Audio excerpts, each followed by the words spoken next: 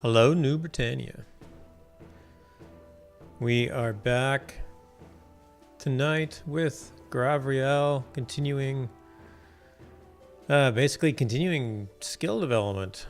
2 times XP, 2x XP going on, which is always a good thing to have. And I have moved from way down south, which is nowhere near my actual house in the game, to Blood River, and I'm doing the Path of Love quest now. And while the gear that I get isn't appropriate for me, I mean, it's light armor, it's not bad, but it's generally meant for casters, not for archers, which I am focusing on archery. So, but that's okay. The XP is still good, and mostly I'm trying to figure out what I'm doing. So, I found the adventure trainer.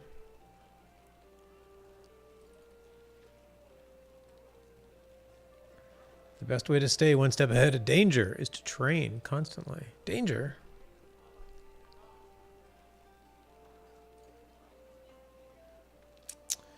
Yes, my trainer. So I am training some archery skills.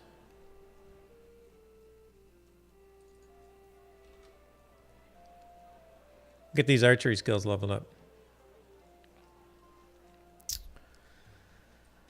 I'm doing not too bad. I don't know exactly where to take things. I think I'm going to stop most stuff around 80 until I catch up. Take it a little bit deeper. So I'll probably stop spending. I'll probably allow range combat to go up until I'm 80. Maybe this is. I'll throw this question out the chat a few times tonight and see the general consensus is, because I'm not entirely sure. So anyway, I want to get piercing shot slotted, and blinding, because I need both of them at 40 to be able to get rapid fire, which then gets me to multi-shot, my AoE skill. I'm not here yet. I need an ammo scavenger at 40. It's okay. And the light armor tree.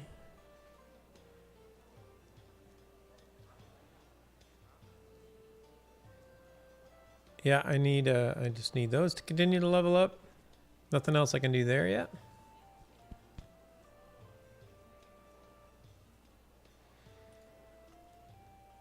Nothing I can do there. I think I might pick this up just for the innates. These innates are quite good.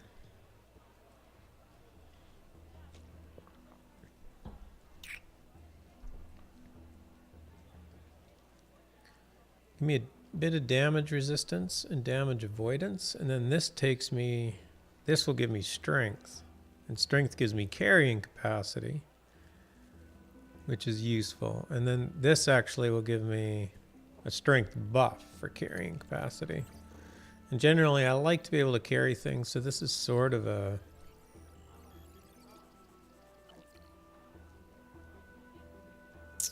playstyle choice, not so much a strategic choice.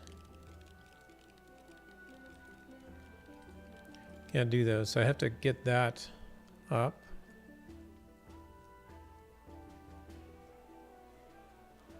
So that's Earth. There's nothing I can do in life yet. I don't think there's anything I care to do here. Unless I need one of these innates.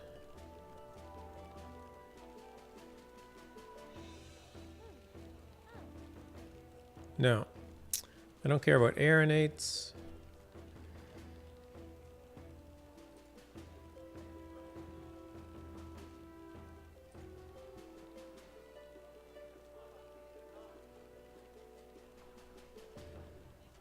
Highly flammable.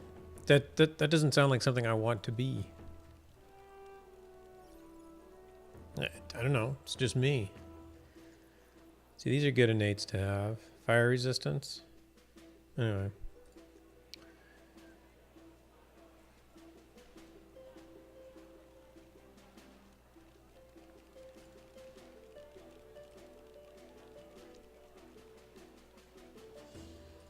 All right. Yeah, nothing else I care about. So tactics. I don't think I can afford anything yet. I cannot. I do want to get to this. That just requires strength to go up.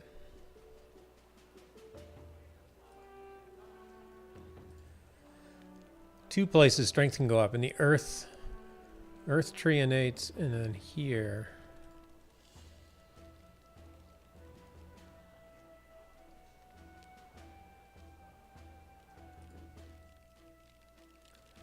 I haven't been doing a very good job with trip.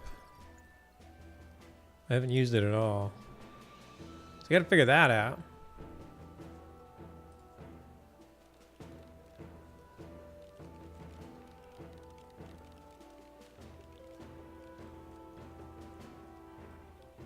I probably want some more intelligence. I don't know what intelligence gives me. Oh, it probably gives me a better chance to cast spells. So I'll take that at least to get it up. You know, there's no reason why most things can't go to 40. From what I understand. Quick swapping, decrease the focus cost of swapping decks during combat. I don't do that yet.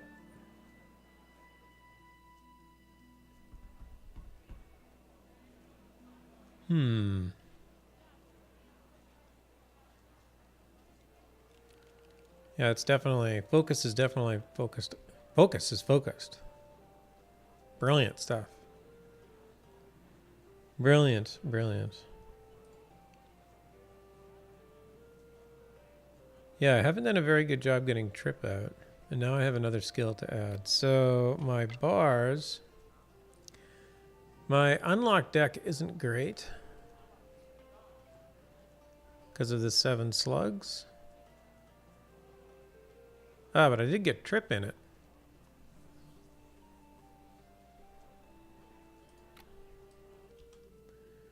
Let's just walk out somewhere else. Unsheath my weapon so I'm not causing any NPC any discomfort.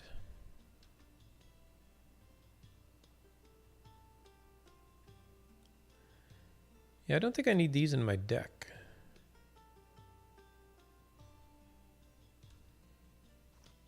I don't know why I would put them in my deck. Here's another great question for chat. If and when somebody shows up to watch. If you're watching this after the fact, please let me know now. That would be cool. Oh, Jolly Ruthless is here. Woohoo! I can't remember Jolly Ruthless. Do you play this? Do you play Soda? Soda. I call it Soda because it's cute. It's like soda, like soda pop. I should just call it Shroud because that sounds cooler.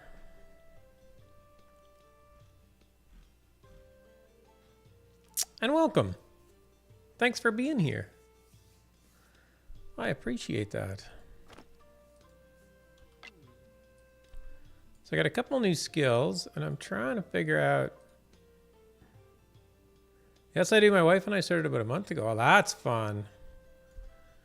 That's cool. What was my question? Oh, do you know, like I have in my deck, in this deck, I put the potions over here, but I don't think I need to put them in my combat deck. I think having them in my utility deck is enough. Because it looks to be usable here. Like these are now grayed out. You can't use certain things. You can't use combat things in your utility deck. Yes, don't put them in active combat. All right. That makes sense. Thank you for clarifying. All right. So modify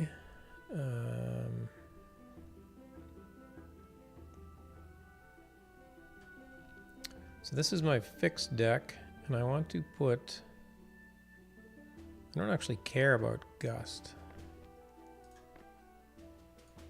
Get rid of that. I think they will make you more... I think they will make you have more slugs as well because they don't count as skills. Oh. Interesting. All right. Let me fix that one in a moment. So I'll get... disabling shot I'm going to move, even though I'm used to it at number 2. Piercing shot and blinding shot.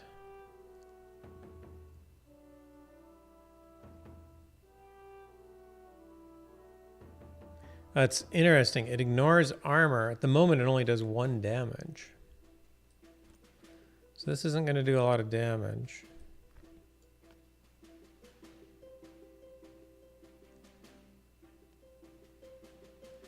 And then I want to get Trip up here.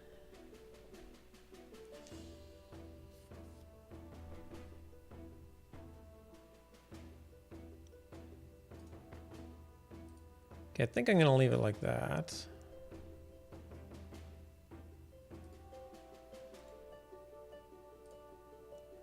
Let's see if I can make a unlock deck work. Yeah, sorry I'm fighting ghosts. No worries. Hey, thanks for tuning in while you're fighting ghosts. That's exciting. So get rid of these.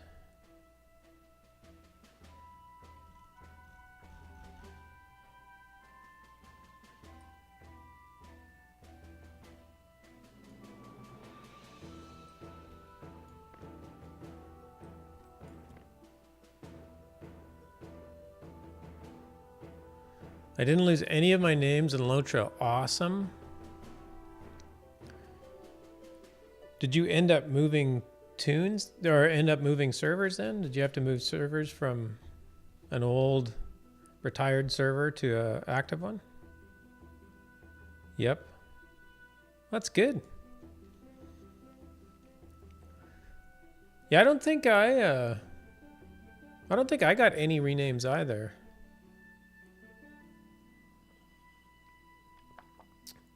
But I think I only moved two or three characters onto Landroval. You moved to Brandywine? Nice.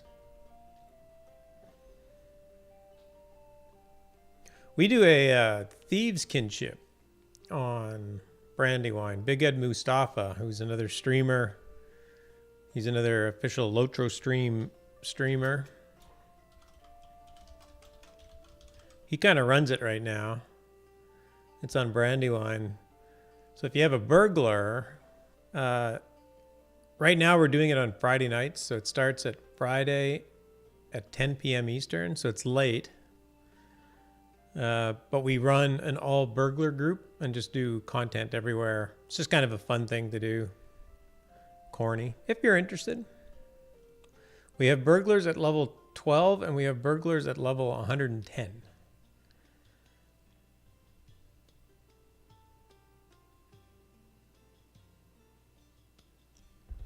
What was I looking for? My new skills.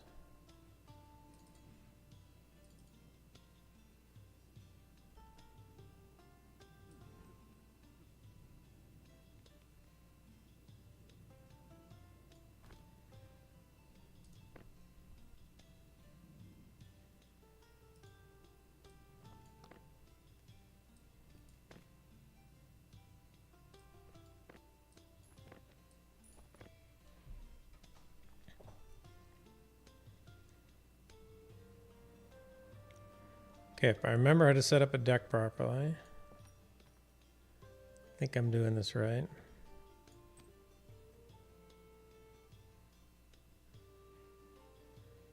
And I want blinding shot here.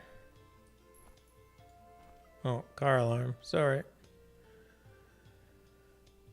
I have one in his 40s. Yeah, if you're interested in running with us, we have a kinship there called the 40 Thieves, but it's not required. You don't have to join the kin. Getting my games mixed up. I haven't played in 5 years.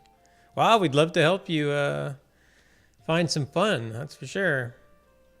But yeah, you don't have to join our kinship to play with us. But on Friday nights, we just require everybody to be a burglar. Oh, you got a life account? Cool. I missed out on that. I probably wouldn't have been smart enough to buy it had I had so many points. I can imagine. When you say 5 years, you get 6,000 a year. That's awesome. So I'm going to lock trip because I want to work on that. Darn it, I still have 7 slugs.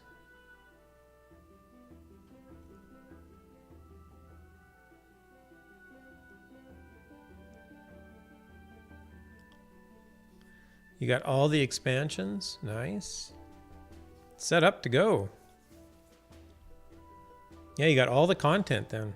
Every last bit of content. That's great.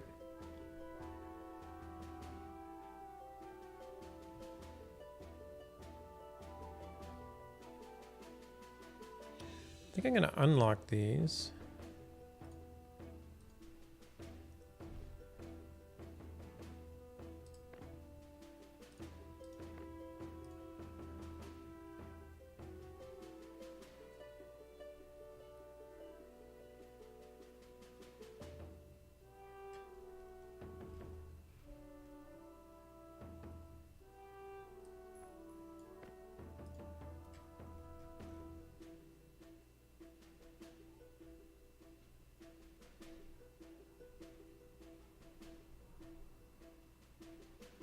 Okay, I don't need escape, but I do want evasion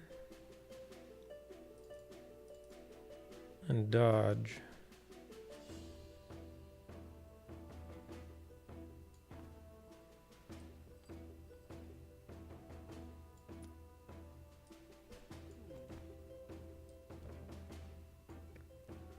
I got all the expansions, still have 20,000 points left. Yeah, there's I mean, the best things to get are like the shared storage, because that shared storage is available on every single character ever, right? So shared storage, every single character on every server. Shared vault storage, I mean. I guess that's the only shared storage. Your inventory, same thing. If you increase the size of your bags, that applies to every character ever. And Journeyman Rider will increase your speed to 78% or 72%. It's a little bit faster than the normal steed.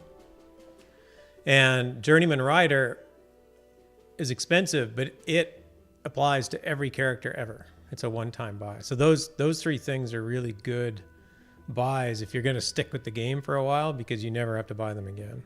Unlike things like milestones and return to cooldowns and things like that. Those only apply to the current character. So.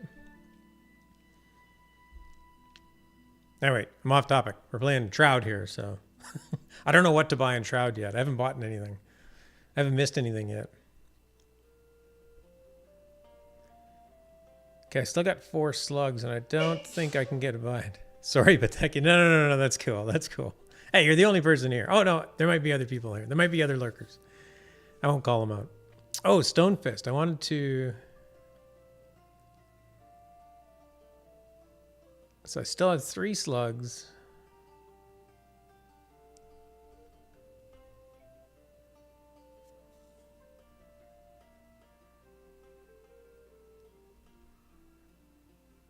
Yeah, I might have to use my...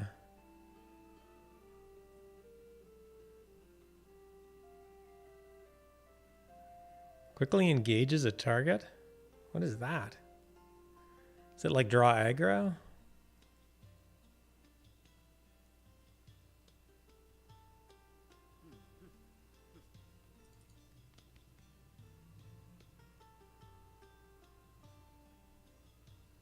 Oh, I don't want camouflage in here though.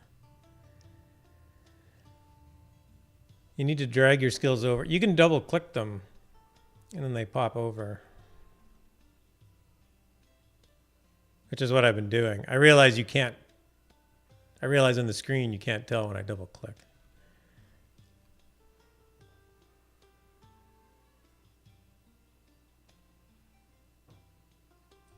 There, I'll drag it. No, it's over there.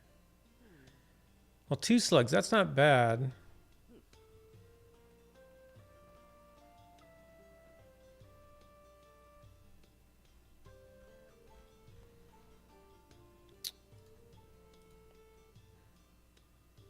Anyway, yeah, that's not bad.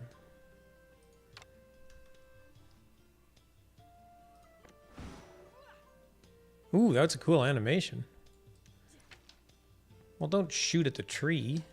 Just throwing arrows away. All right, I am actually on the path to love. I'll go and actually do some content here instead of just like playing around with combat decks.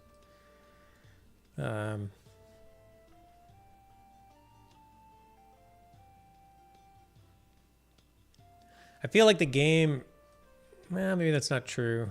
It's tough for a game like this where there's no huge level scaling to allow you to like get more into the combat flow before they introduce you to figure out which skills to put in your combat deck. I don't know, maybe I just... Oh, it's under siege now? Ugh. Am I going to be able to fight through a siege? I'm not going to be able to fight through a siege.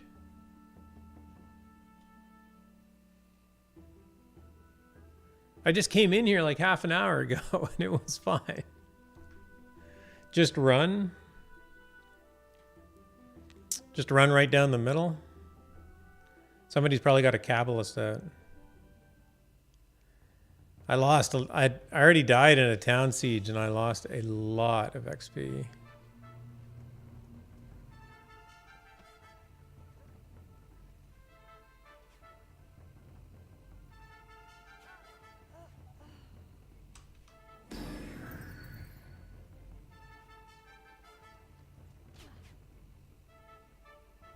Can I go this way?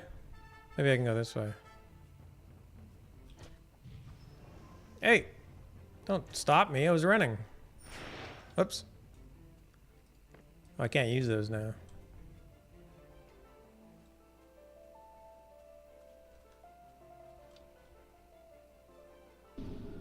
Whoa, dude, back off.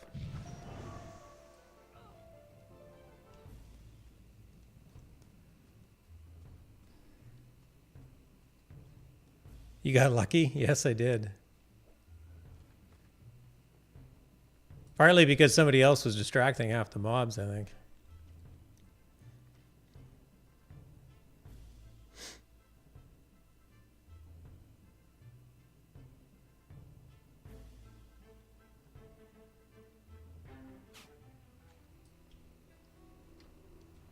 Lunar Dragons.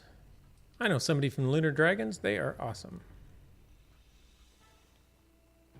All right, back to Blood River outskirts.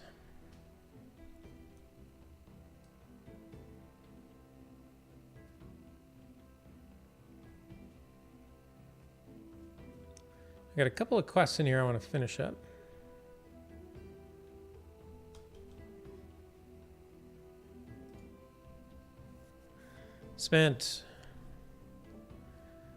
I do have a standing desk, and I try and stand when I stream. I typically stand when I stream.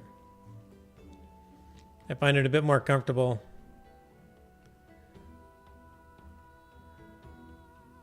I'm always at one spot.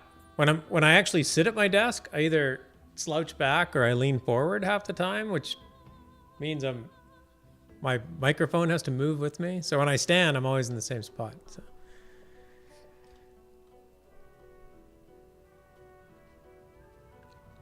I've never done like a really long stream, so I don't know how that would work. I can move it up and down though. I'm all set up to stream sitting as well, so. All right, I need to not do that one right now.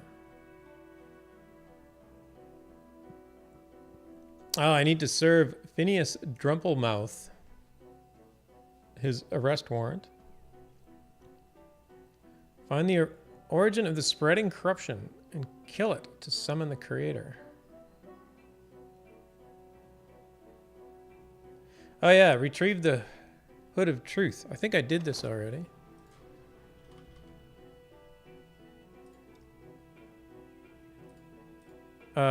Did I not?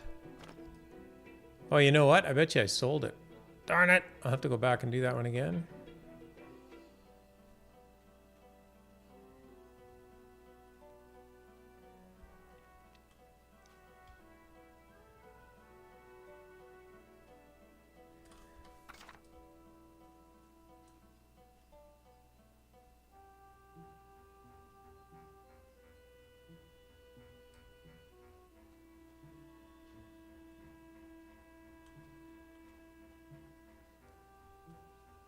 No problem. All right, so I need to. I am working on the. So can I take this guy out with Trip now? Oh yeah, I tripped him. Look at that.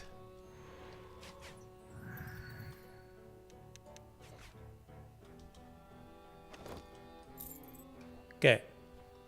But in the future, I probably don't have to, as an archer, I probably shouldn't run up to my enemies to trip them. I should let them run to me.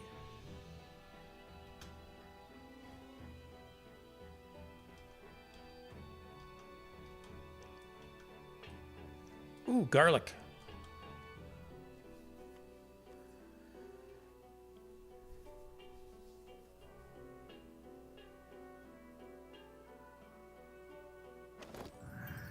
Gust and air tree is nice for an archer. Yeah, I picked it up. I don't think I have it slotted.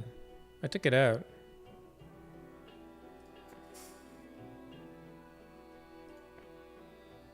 Oh, I should move that to my utility bar, because that buff lasts for hours. Oh, no, it doesn't. It lasts for 12 minutes. Still a reasonable amount of time.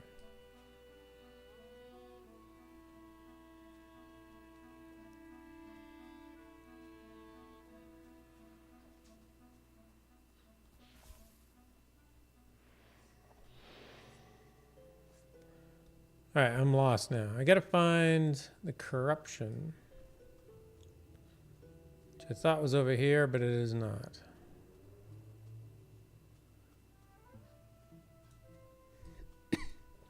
But I do have a camp over here of vigilantes, so I'll go and talk to their leader.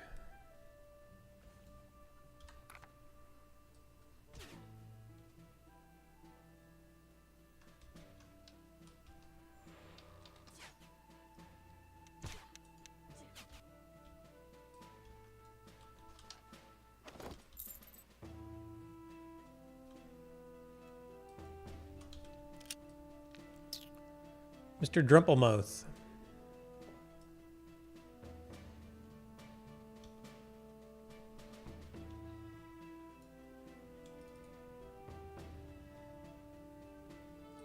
Here, I have a warrant for you.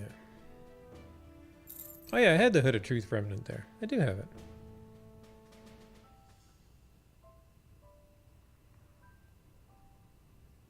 That's it. He gave it to me back. I gained 12,000 experience. That's a nice little tip.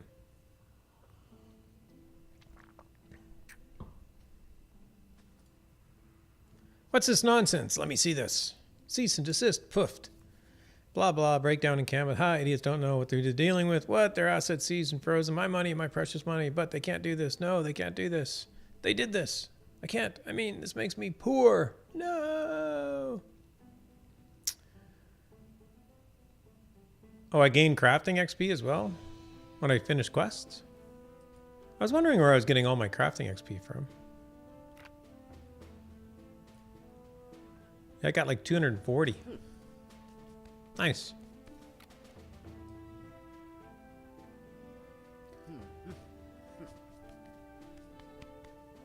It's been a long time since I stopped doing the quests in beta a couple of years ago and just did... Oddly enough, I just focused on crafting and didn't do the quests. So I didn't know you get crafting XP from quests.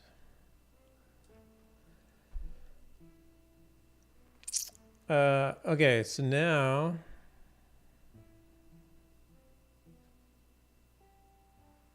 Unfortunately, this quest is bugged. This memories, ghost memories.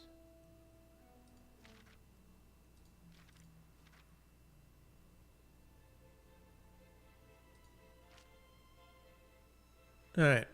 So I just have to find the corruption junction.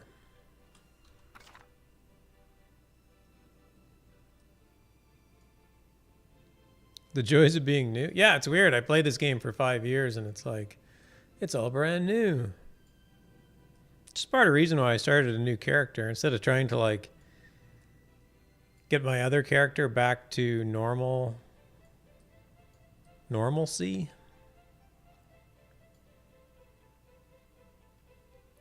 What is down over here?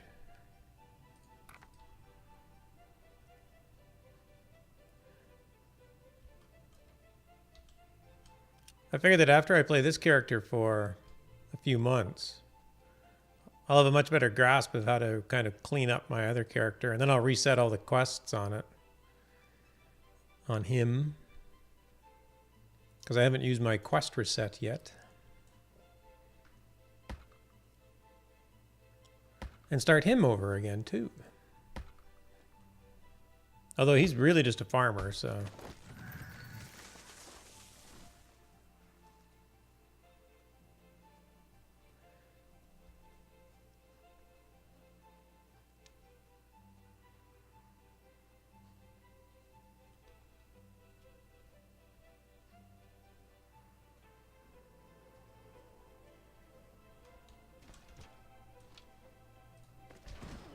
Boom! I tripped the wolf. Oh, you know what? I forgot my grow up. Thanks for the reminder. Dope. Although the nice thing about doing the grow up is that if I forget, I've got like a 1 week margin of error. Not quite, but...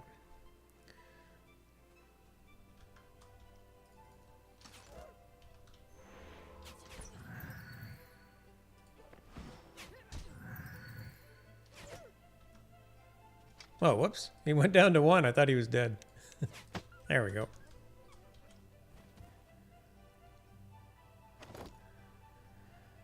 Yeah, I have my last watering tonight, and then... So technically 1 week left. I have to water tonight, and then I can harvest next Sunday. Whoa, that's just leaving the map. I don't want to do that.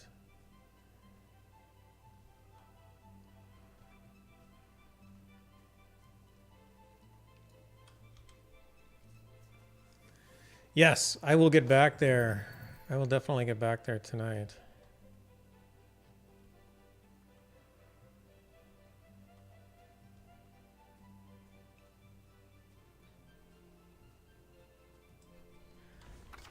Whoop.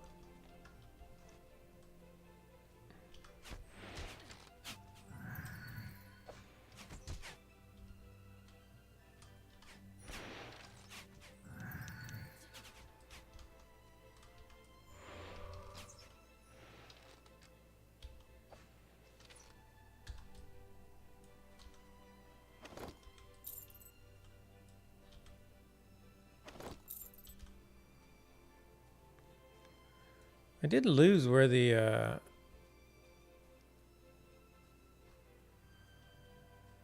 where I'm supposed to be going here.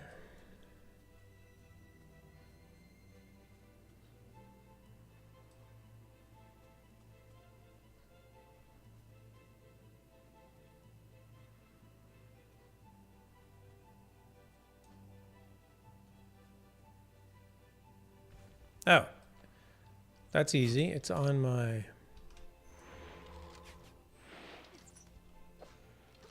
It's on my map.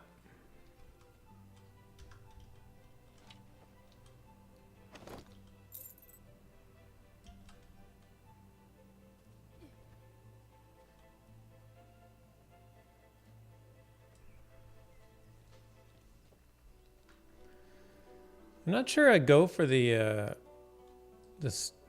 I mean, slimes are one kind of creature. I get that. Oh, it's a big glowing door. But the aggressive mushrooms is just kind of weird. All right. Psilocybin lair.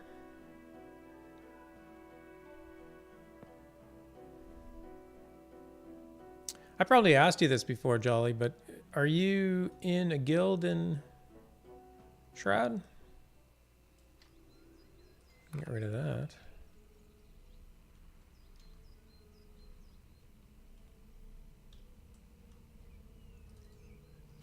Oh, I'm just simply going to attack that.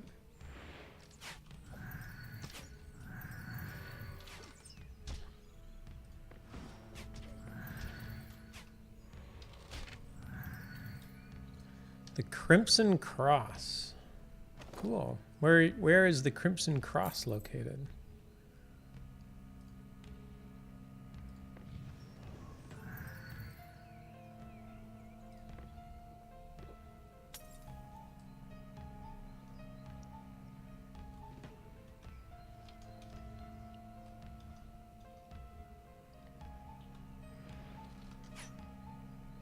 Okay, that wasn't the tune I had. I hate that. It's like, I selected Amanita and I don't even come close to hitting her.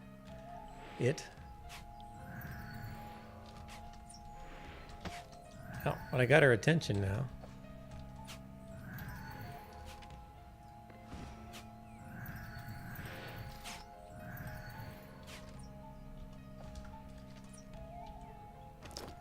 Hey, Bulu.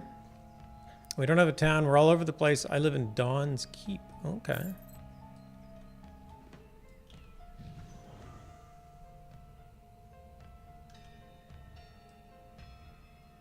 Pulu, I am, believe it or not, hunting crazy mushrooms.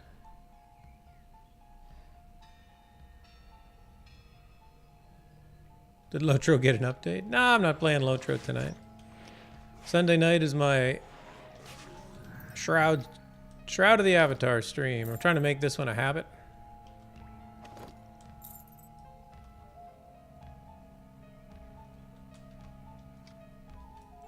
Kind of a regular night for me.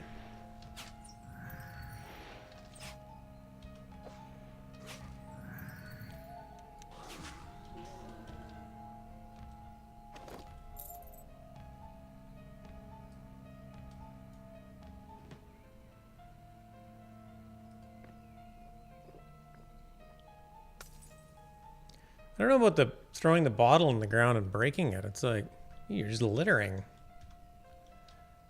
Shouldn't do that.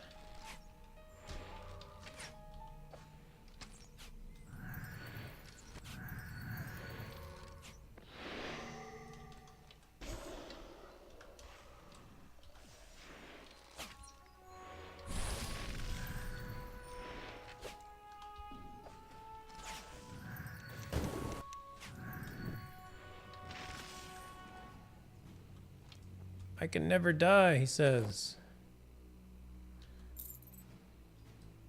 Except I killed you. So I beg to differ.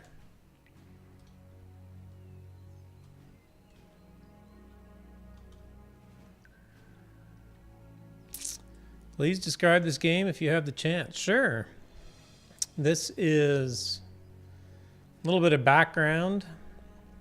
If you are familiar at all with the Ultima games, Richard Garriott's series of games, which went from basically 1977 through 1997, something like that.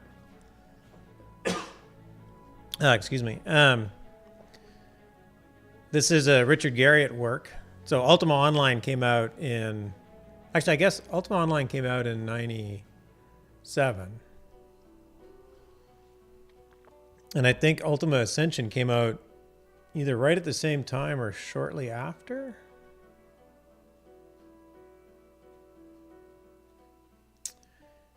So all of those games, well, actually Ultima 4 through Ultima 9 and Ultima Online were all kind of based around the same story of Britannia, Lord British. There was this story in which you played the Avatar. And you basically went into the game, each of the games, and you tried to seek out the evil, and the evil was kind of always elusive and whatnot. Anyway, it was a very good series of games, and it was a very good Very long-running storyline. Wait, is this guy attacking me?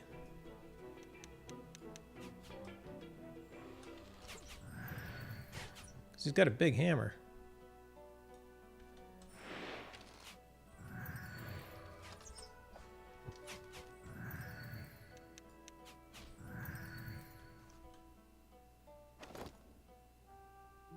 Huh. Anyway, that's the background of it. So this is Richard Garriott's work. Most of his assets got bought up by Electronic Arts at some point. And they specifically bought up Ultima Online because it was, of course, hugely successful. But they do, but he managed to keep enough of it to kind of build out this game. So this is meant to be sort of a spiritual successor to those stories. So this is New Britannia, and the world has been destroyed and everything is new again, and so forth and so on. So that's kind of the story background. I am absolutely and completely lost here. Except I found a vigilante. Oh, I missed my trip.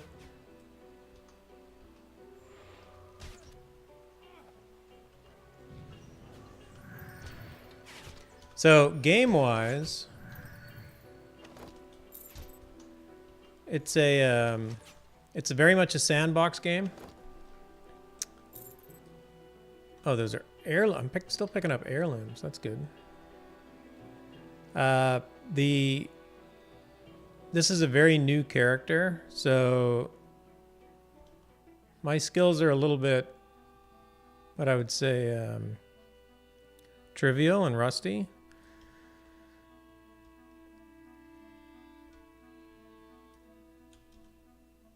Can't loot him. But there's no classes in the game. So from a combat perspective, well, actually combat or crafting, there's no class. You can learn any and all skills that you want. The only downside is, here, I'm just about to town. So let me get the town. I guess town, the little elven camp up here. Whoa, there's a dangerous trap. It's a trap.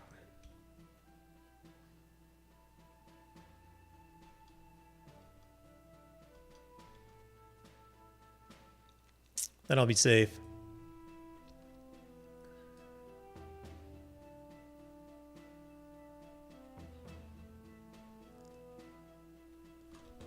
So the skill tree, you can basically, let me just show you, like this is ranged. So you start off with, like, when you start the game, if you kind of get guided into kind of a archetype, right? A mage, a warrior, or a ranger, an archer. And then you'll get like range combat, and you'll get aim shot, and you'll get disabling shot. And that's all you get. And then as you use these skills, they level up. So I don't know how well you can see this on screen, but there's a little number here. It says 47. So my disabling shot is level 47. And as you use them, they will go up. And I will give you an example. For example, in sun magic, there is a light skill, which is right here. And if I use it, I just leveled it up. So now it went from level 18 to level 19.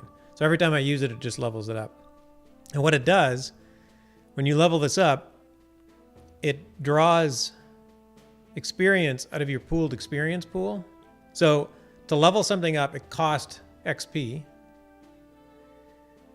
And to earn XP, you have to go and do things. You can do quests, or you can kill mobs, and you can earn XP. And the curve, let's go back to range combat for a moment. So, for example, range combat gives me plus 29.4% damage. I'm assuming that's on ranged skills, not on all skills, even though it just says damage, not range damage. But to go from like level 10 to level 20 will give you a huge bump in benefit, at a very low cost. But to go from level 80 to 90 gives you a very small bump in benefit at a very high cost. So what they do is they allow you to take all skills and level them up as much as you want at an increasing cost for decreasing benefits. So that's sort of the combat mechanics. And then when you actually fight, you have a deck. So I'm not in combat right now. If I go into combat, this deck comes up. So think of it like a deck building game. So this deck comes up and I basically get 10 skills I can use. I had my other hotbar turns into a utility hotbar. So I can use like a potion on it, or I can use my light spell if it's dark, whatever. But all my combat related skills are up here. So I can only have 10 active at a time. So that's sort of the limiting factor. So you can build any class you want on a character and then learn all the skills, and then you can actually go and create new decks, and then you can switch to different decks for different fights. So one of the obvious things to do is, if you're going to go and fight fire elementals to gain some experience just doing, PvE for a while, you'll probably have a very specific deck to make you quite good at it. But if you leave there and then you want to go do PvP, you're probably going to want a more generic deck to use. Now, having said that, you can actually swap decks in combat. It's just an action. So I have an alternate deck, and I can click it, and now I get an alternate deck. And then there's fixed decks, and then there's drawn decks, and I'm not going to get into that because I don't entirely understand it, and it's probably too much for somebody who doesn't know the game to know. So I'll ignore that for the moment. But the drawn decks are kind of cool, and there's a benefit to having a drawn deck. What is the theoretical max of any skill? I don't think this number has a maximum. But I think the developers, one of the cool things about this game, and I think every gaming company should look at this, is Portalarium is incredibly transparent about the work that they do and the decisions that they make and why they make them. It is a breath of fresh air.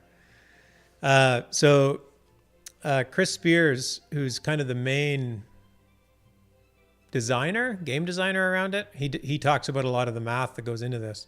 So he'll throw out numbers and he'll say, if you want to get a skill to level 200, you'll have to spend 2,000 hours earning 1,000,000 XP an hour to get enough XP to spend on that one skill or something like that. And I don't know what it is, but he said, if you want to do it, you can go ahead and do it.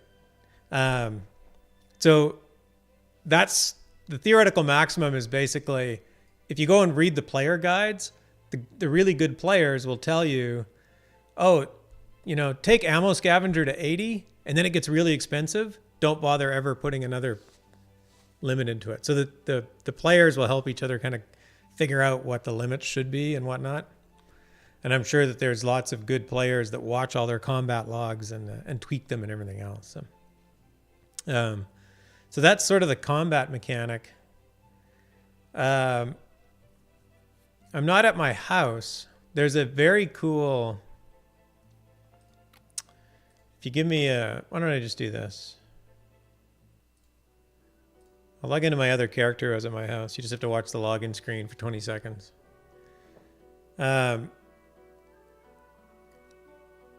There's an overworld concept called player-owned town. So everything in the game is in the real world. So like player housing is not instance. Interesting to not have an actual map. I would. Oh no, Pulu, you definitely would. I heard you on stream talking about the fact that you wanted to stack physical mastery in your minstrel. You could definitely just do that here, and you could probably make something that would work. So I'm going to switch to my other character. Oh, I'm in a plains encounter. God damn it. I'm not at my house. Okay, that plan just went awry because I'm out in the middle of the world. So I'm going to go back to I'm going to go back to Gabriel. My bad. But there's player-owned towns, so there's an overland concept in the game. I kind of like this, and I know a lot of people don't. I mean, the fact of the matter is it's in the game, and I'm not sure it's going to go away very quickly. There's a... I don't know, it's cool. I love talking about... The whole point of... I love to stream because I just like sharing games with people, so... If somebody comes into Shroud and doesn't know... It just got released, too, so... Part of streaming is kind of marketing the game.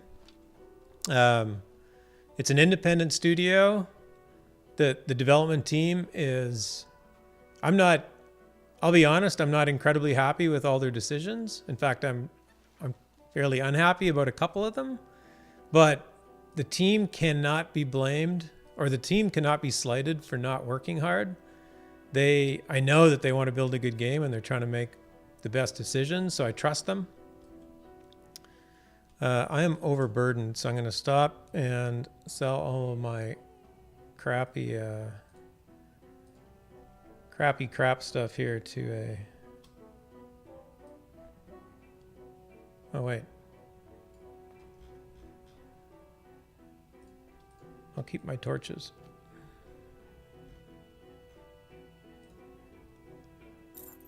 There, I gotta get some weight. So... I am in a scene called Blood River Outskirts, and then there's a little wagon here, and if you use the wagon, which I just did, then you go up. This particular wagon travels to Novia, which is the overland map. So you travel around the overland map, and then you go into an area and you play in that area.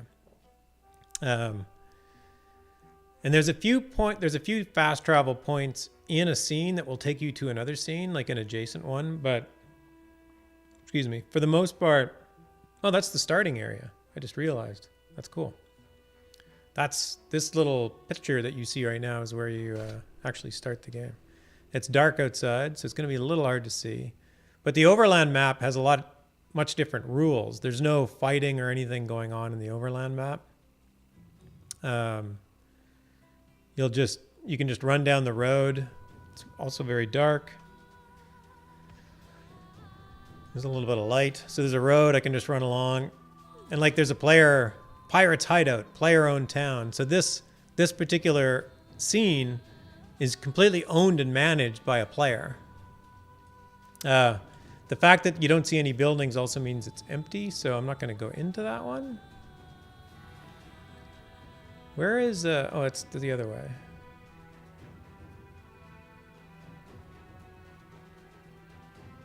So Veritas Sanctuary, player-owned town. We'll just go into that one. I haven't been here before, but... And then player housing is done on both the town, the player-owned town, and the and the actual NPC towns. So they also are in player housing is also in the NPC towns. A lot of the housing got picked up during beta, so but you know the game's going to grow every year. That they said they would increase land mass and whatnot. That's cool. They put me right in the docks. That's a useful place. So this is a player-owned town. So this is probably, here's the for sale sign. So this little area right here is owned by Derek Vissard. And it is a village-sized lot. So you get a bunch of different size lots that you can manage. And so players can actually build their own little community, and you can do everything around there. So that's sort of the player-owned town, and the player housing is just second to none. Like literally, it's in an entirely different league, in my opinion, than just about anything else that's been done.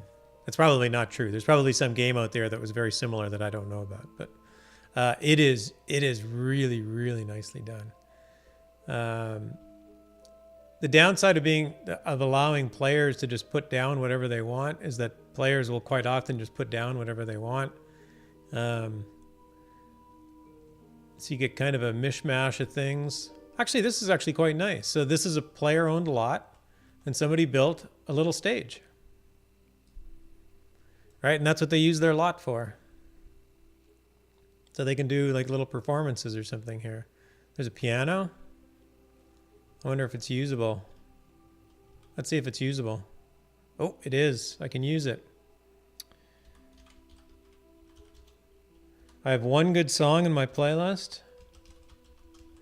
You guys can all laugh.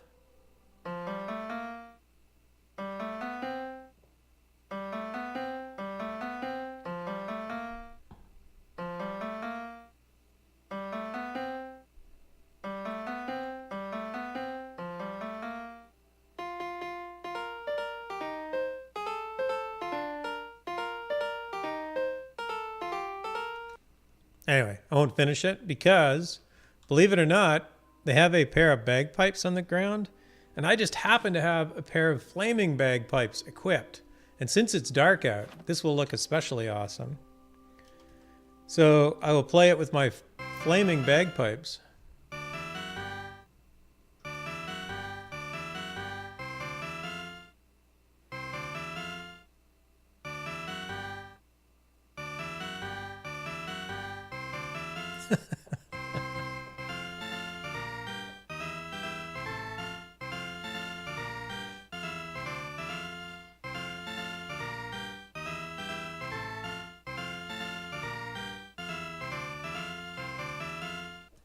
I think I have a pair of ice bagpipes too.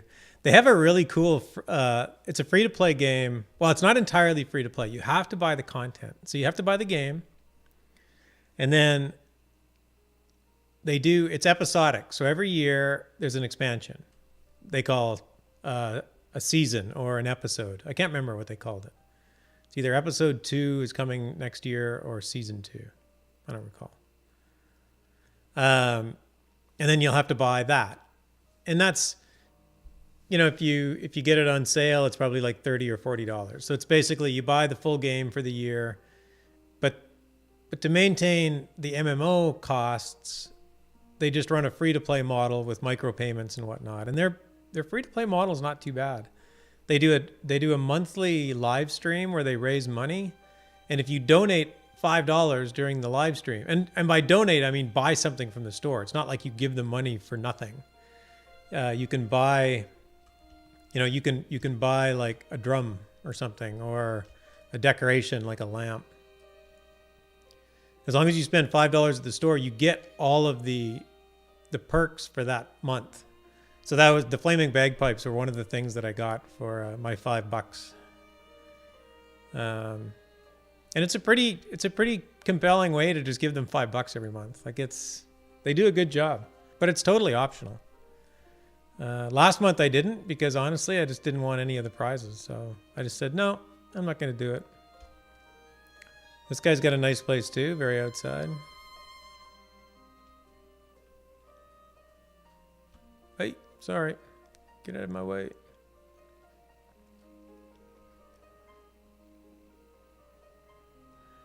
There's an intricate economy that they have going as well. So there's so I showed you the adventuring skills. So this is all of your kind of physical based combat and defenses. So your light armor and heavy armor is in here as well. Bludgeon, ranged, pole arms, blades, and shield. And then down here is all your magic. I guess combat is this stuff. And then this is all your magic. And then these are usually opposed to each other. So life is opposed to death, fire is opposed to water, air is opposed to earth, and moon is opposed to sun. And then in the middle is chaos. And then down here is just sort of more kind of your innate tree. So your tactics, your taming, because animal taming was always a cool thing in Ultima Online.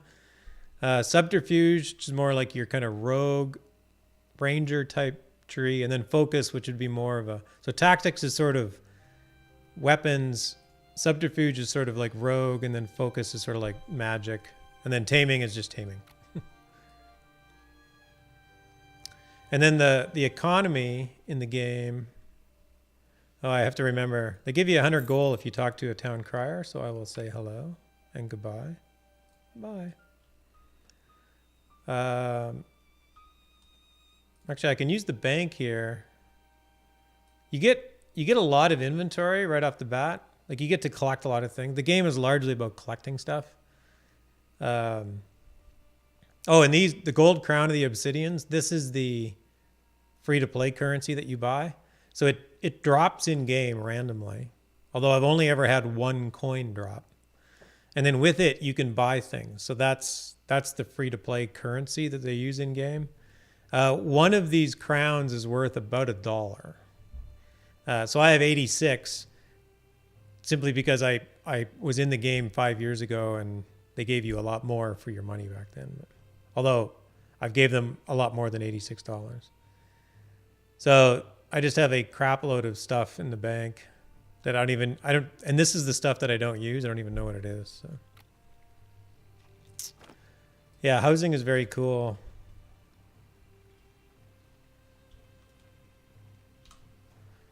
So you leave, again, this boat just takes me to Novia. So it's just basically kind of an abstraction. You go out from the local area out to the higher level area.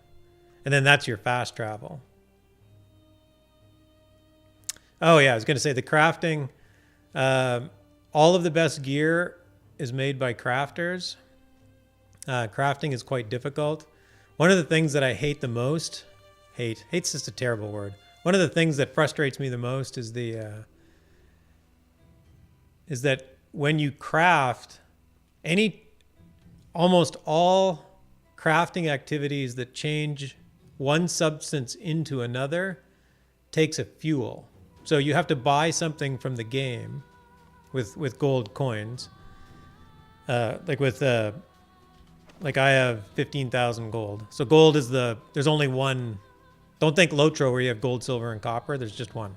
Gold is basically copper. So I have 15,000. So everything that changes a substance from one thing to another costs fuel. And when you change it, it lowers the value. So you have to spend gold to change ore into ingots. And when you do that, the ingots are worth less than the ore was. So crafting primarily is a gold sink, which I think is just an absolute tragedy. That, because people, like, I run mainly crafters. So my role in the game is to basically be poor all the time. And I have,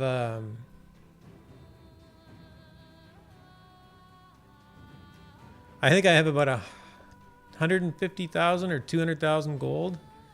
And from what I understand, people have no problem earning like hundreds and hundreds of thousands an hour. And it takes me a year to do the same thing. It is just such a frustrating divide. They've got this niche few players up here, the top 1%, that basically own 90% of the game, which is really unfortunate. So that's pretty much my biggest complaint about it. Being able to kind of bridge that divide would be nice. But still, I craft. I'm farming right now. Jolly Ruthless, who was here earlier and chatting, he's been watching me. I have a grow op going in my basement of my house. When plants grow in 3 days, but if you put them in a basement, they take 10 times as long. But you got a lot more space to do it, so it's just as productive, and it's easier to fit into your real life calendar. So I've been growing in my basement. So I just call it my grow op because it's not really a farm if it's in your basement.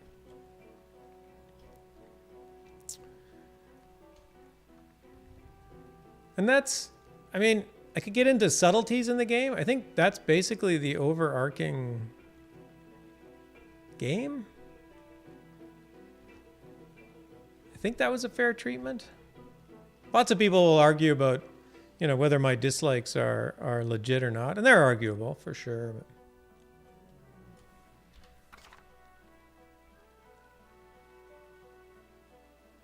I gotta load the map here, figure out how to get around.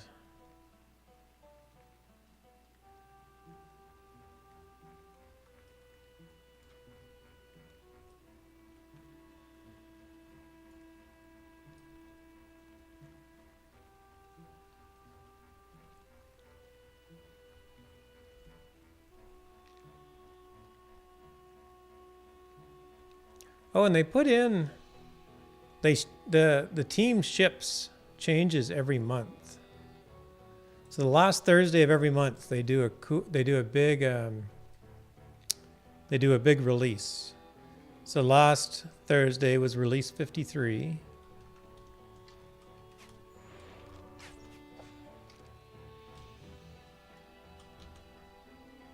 I got this tier zero, this lowest level content here nailed down pretty good. I'm killing these guys pretty quick. So the game, gonna grab a beverage, sounds great. There's some information when you get back.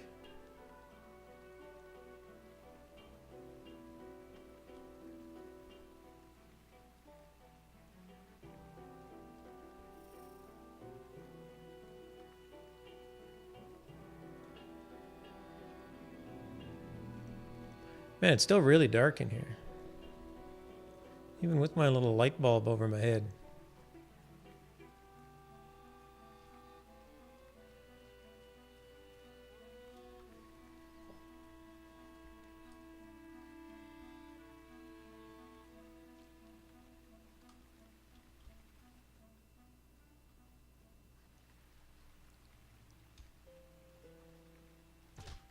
Ah!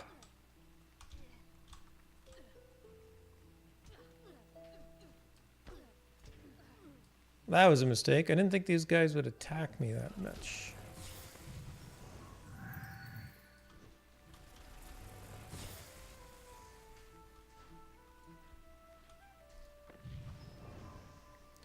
The mushrooms have a crazy effect where they change your key bindings. So W no longer moves forward, it moves sideways.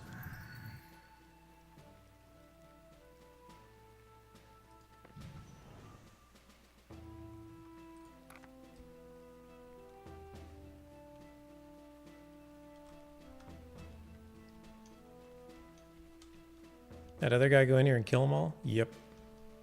Nope.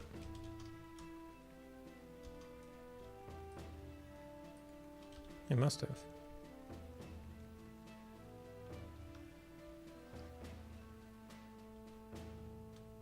Gus, I brought your stuff. Hey, where are you going, Gus? Stay still. Stay still. Well, I didn't run into you. You ran into me. Hello again. How may I help you on this fabulous day? The anti-druid. Oh my, it can't be. It shouldn't be. Yes, I have heard of the anti-druid, though I always thought it was merely legend, an old myth told by elves to scare their little ones into staying near. But everything I've seen lately in your encounter in the cave, it all adds up, as you humans say. This is truly... It all adds up, as you humans say. Of course, coming from an automaton, that's kind of funny, because of course everything adds up to them. Adding things up is just what they do. If this is truly the nature almonds, then this final words ring true. He cannot die. He will return and continue to spread his corruption. I don't know when he'll return, but he will. I need to process this more. Process, nice. Good writing in this one. Thank you for telling me about this anti-druid. It's very serious, but this time I don't know what to do or tell you to combat it. No problem. Oh, did I get another monkey? I can give these guys the dormant monkeys. I did get another one. There you go. Another 3,000 experience.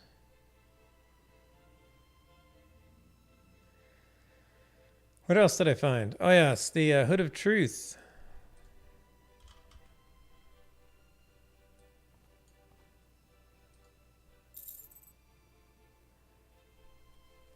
All right, I gained 8,000 experience, 250 gold. I gave him the Hood of Truth remnant.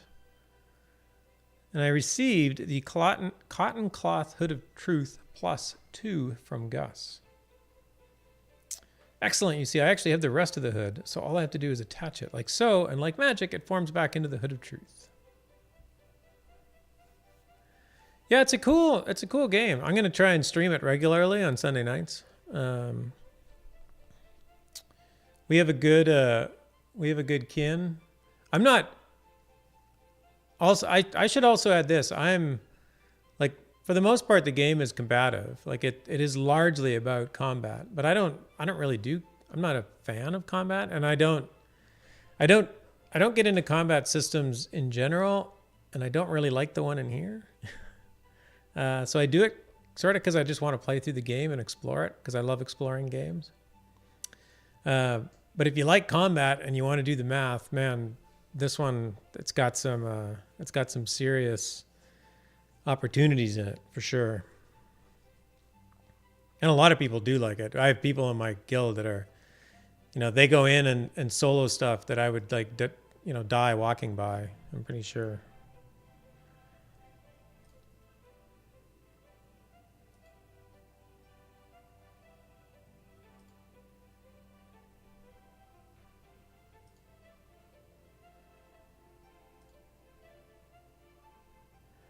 All right, I have done my tasks for Gus.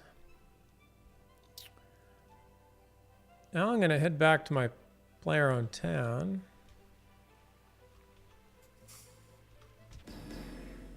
Run like the wind. I'm not going to kill the mushrooms. I'm going to take the long way. There's two cool... would you say that the story lore is compelling? So, given that we come from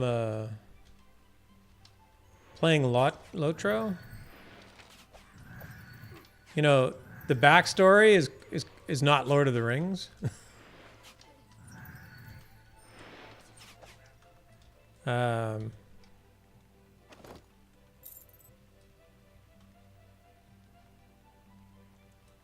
Wait, I'm going the wrong way. Darn it. Oh, actually, I can get out this way.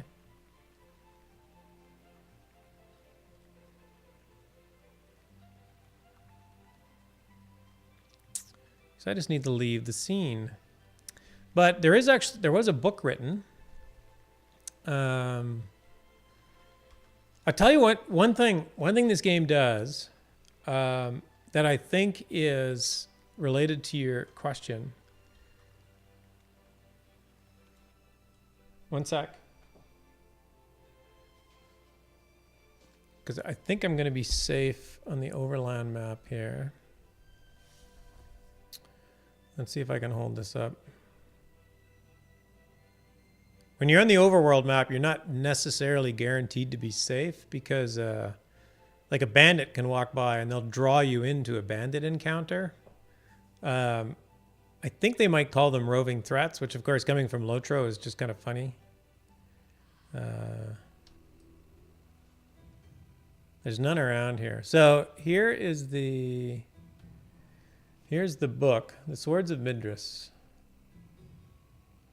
So you can pick that up as an ebook or as I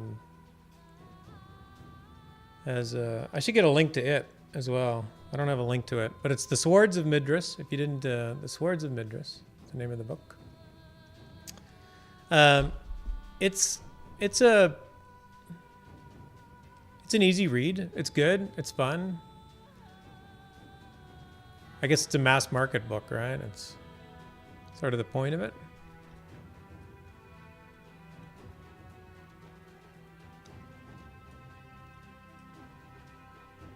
So I'm going to travel. I'm down here in the southwest of the world, and I'm actually traveling up here to the north central part of the world. Oh, there's a traveler. Oh, that's that traveler I found with... that's where my other character is. He's with him right now. I'm not going to talk to him with Gravriel. But one of the things this game does with story and lore is a lot of quests have choices on how you end it. So it's the idea that, you know, you might go into a town and the local mayor will say, the local mayor that you meet will say something like,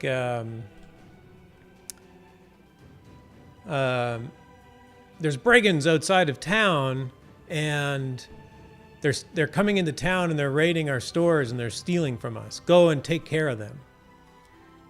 And then when you get out there, you'll find that, oh, wait, these guys used to be farmers and the town, like, took over their land and they can't feed themselves anymore, and the town doesn't care.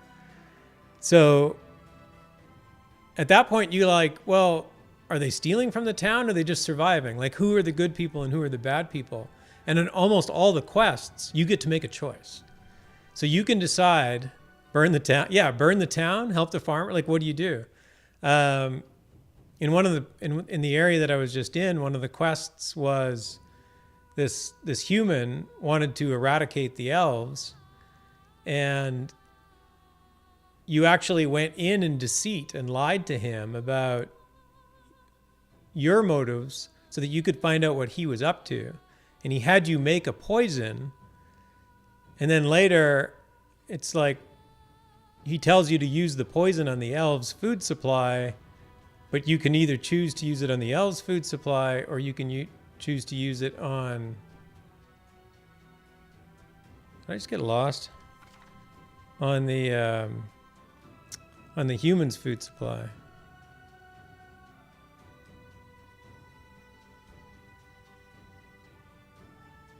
Not really lost. I got to get around this river. So I chose to even though I am human, I chose to poison the vigilante humans' food supply, since they were just killing innocent elves.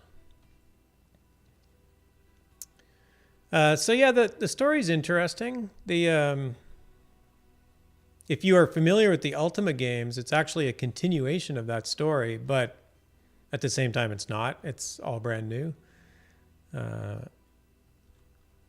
See, if I looked at, oh, you can see the moon. There's the moon. So the moon is the moon exploded 400 years ago. And then everything now is starting to rebuild.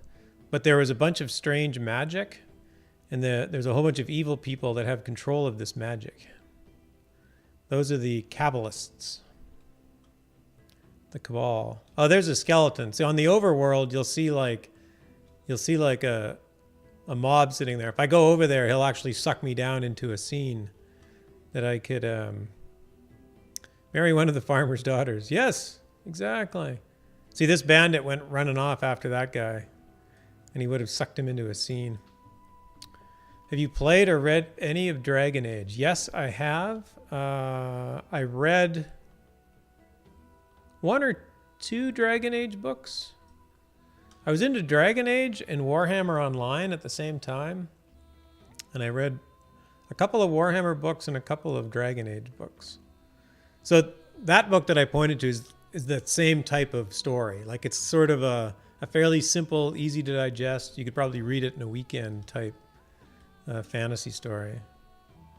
Dragon Age was fun. The last few Dragon Age games were just so much fun. And I realized that they're all combative. But again, I just play it on the easiest level.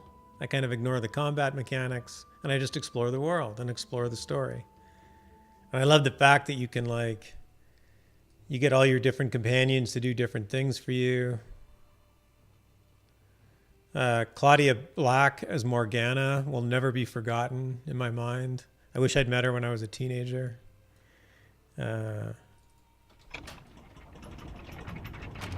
Those were good stories. The story, I would say that they're equal. I would say that the Dragon Age story and the story here are equal. It's just here, for Shroud, it's just less built out. It's just brand new. I think there's just more Dragon Age stories to read.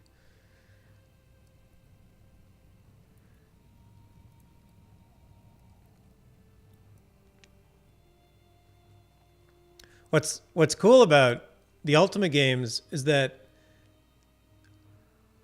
you know, in Lord of the Rings, you sort of think you know who the antagonist is, but when you start to look at it more closely, you don't really know who the antagonist is. Like there's the obvious antagonists of Saruman and Sauron, but at the same time, it's like, but isn't the antagonist really just greed and ambition? If you look at it closely, and, you know, the lust for power.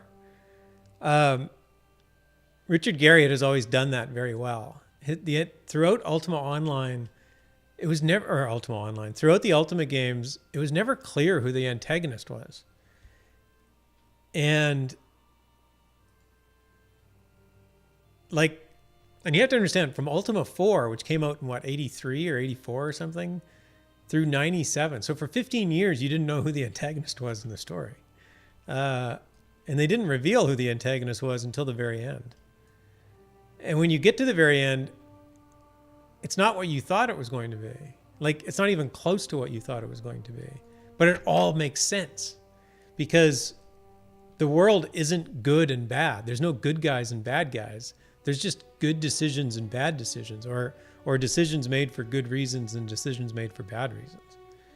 And that's, these games, Garriott has done very well in these games to keep that decision-making process in line. So this is my house, and here I'll give you an example of the decoration. So all of the things that you see in here, I've put in here, except for this big long counter. So, like, paintings go on the wall just anywhere.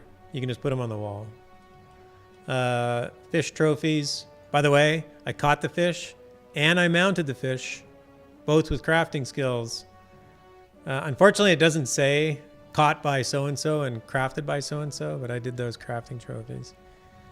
These lights, again, were, you know, from the live stream. These were rewards.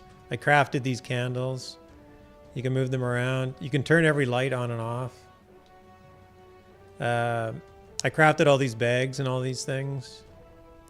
What's really cool about the housing system is that you can take something like this carpet, and then you can take something like this chest and put it on top. And then you can take this ink and fountain, or the fountain pen, and put it on there. And then when you move the carpet, it all moves. That didn't work out very well. It all moves. Like that. I still have Dragon Age Origins Ultimate Edition. Dragon Age Origins was so good. Now I want to go back and play it again.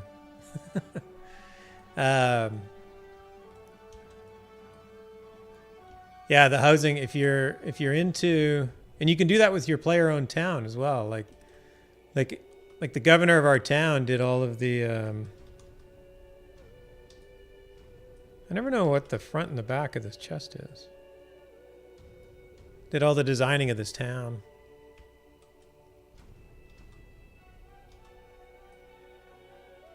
That back there. I don't know why that's over there by the door. Really should be over here by the counter.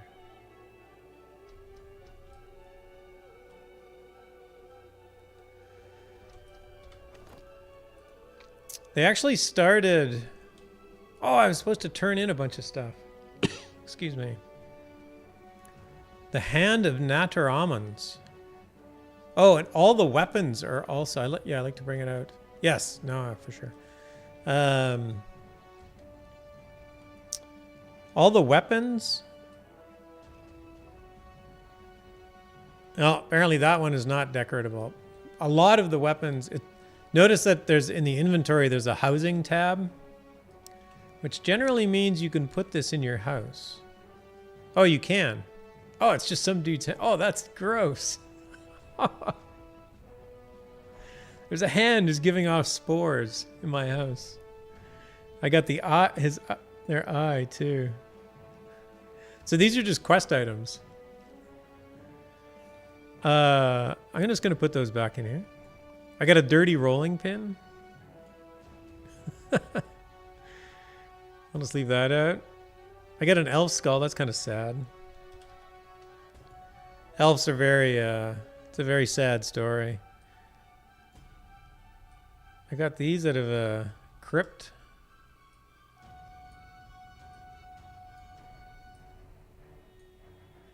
If you defeat someone in PvP, you get a body part from them. Yeah, that's right. PvP has body parts. You can put it in your house as well. Oh, I got a flask. What's the flask look like?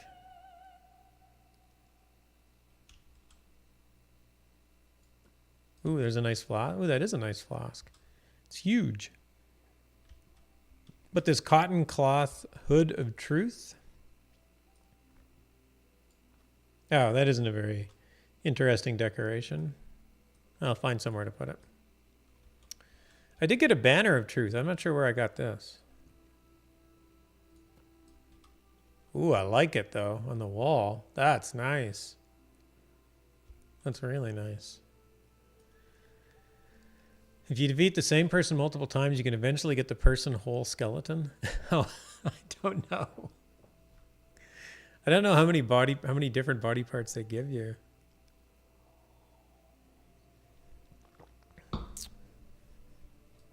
I am not a big I like PvP, but I'm not a fan of the style that they do here. A lot of people love it, which is cool, but it's not really my thing.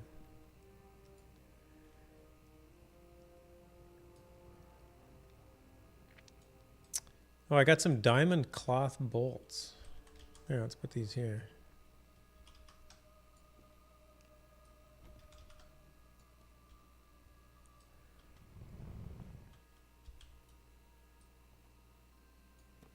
Whoops.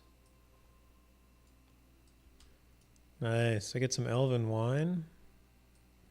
These are actually quest items. I could turn them in for quest experience, but they're also great decorations. Oh, I got this was another reward. I got a pet broom that runs around. Run around. Do it.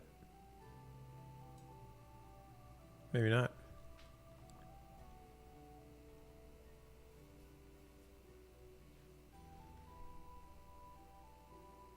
Oh, I still have this gate key. Do I just hold on to this thing forever now? Oh, I can destroy it.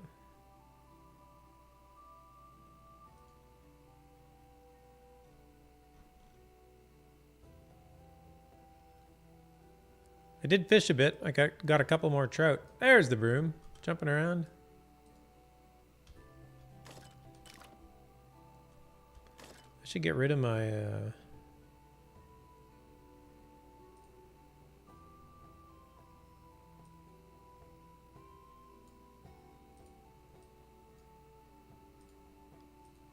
There. Get rid of my nameplate when I'm streaming. The broom will like walk like all around the lot. It happens to be parked right here, so it sort of stays there.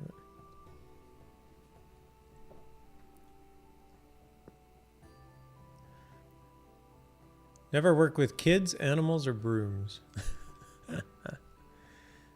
This was a cool, the Dark Elven Kinsman Buckler is somebody's working on a new Ultima Underworld game, Underworld Ascendant, and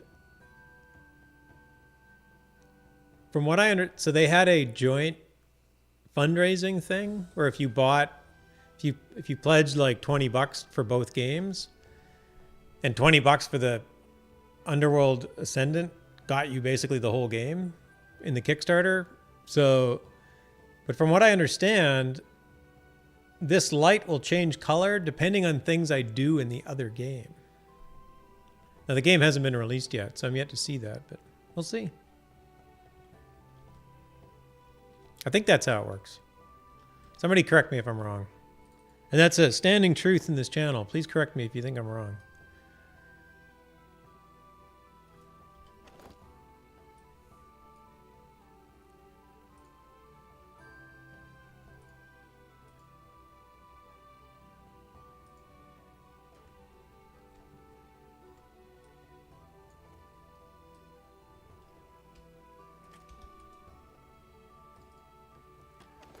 This is my fridge. I throw my trout into my... It doesn't look like a fridge, but it really is.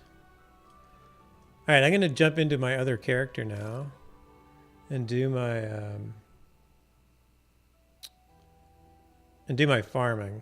I got to bring him back here, but so you get to see me run back here one more time.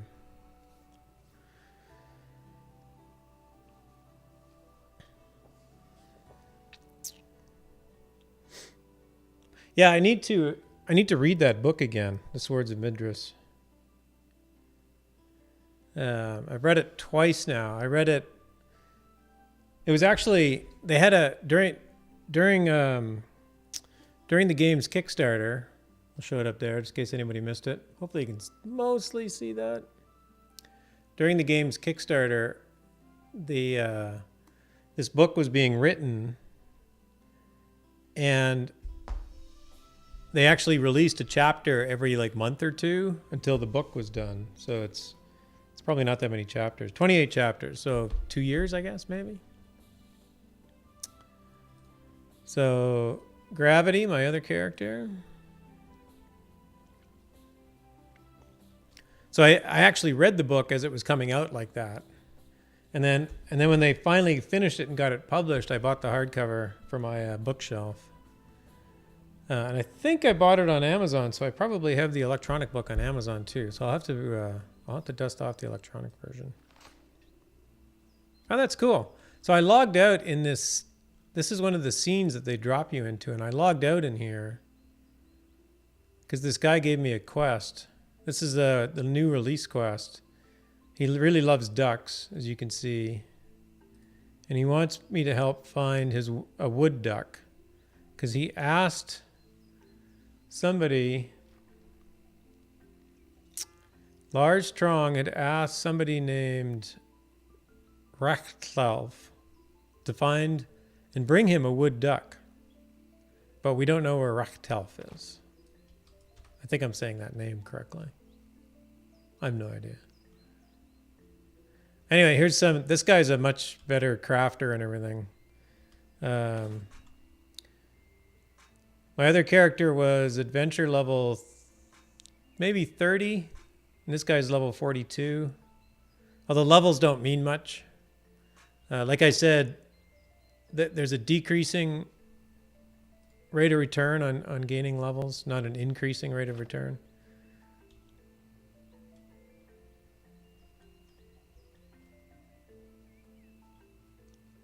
So that was some gold. I'll grab this pine wood.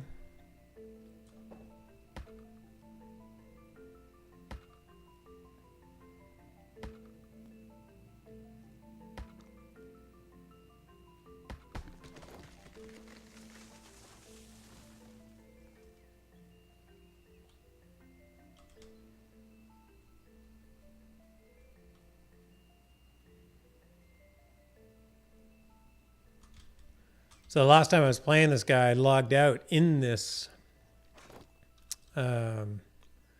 encounter area because I wasn't sure if you could log out and log back into an encounter. Interestingly, you can.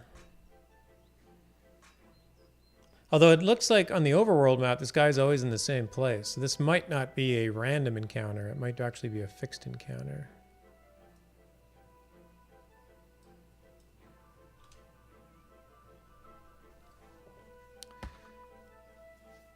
One thing this team will likely do is they will do exclusivity. Every time I see a Ducks, I think of the Critical Role RPG where the John Heder played a barbarian whose totem was the duck. It was really funny. Don't know it, I'm afraid.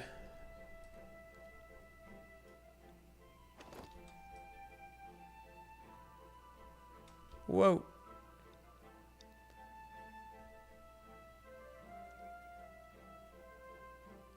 What was I saying? Oh, exclusivity. This development team will have no problem doing things like, we're going to add this quest on a release, and then next release we're going to remove it. So if you want to do this quest, do it now, and then they'll just remove it. And they have no problem with like, people come along later and go, well, I want to be able to do it. And they're like, well, you should have been here sooner. Like, it's that easy. If you didn't show up, for dinner, you didn't get dinner. Sorry. Which is actually I actually kind of like that in a game where it's like, not everybody has to have everything.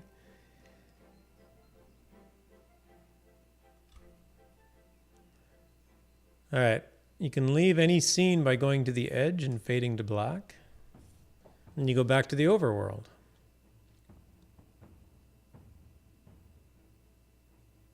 Although most scenes have natural walls, so they'll have like a forest border or a rock border. So you can't simply run off any edge. Some you have to run to a specific gate or something like that. Oh, and that stag that was there for just a moment was a random encounter that I was standing beside. So now I've been drawn into a random encounter. So the first thing I need to check is what tier it is. Because what I've found is that there are only tier 2 and tier 5. I've never found anything but tier 2 or tier 5 encounters. This one's 2. And there are 3 stags. And they're just going to walk up and look at me and then run away.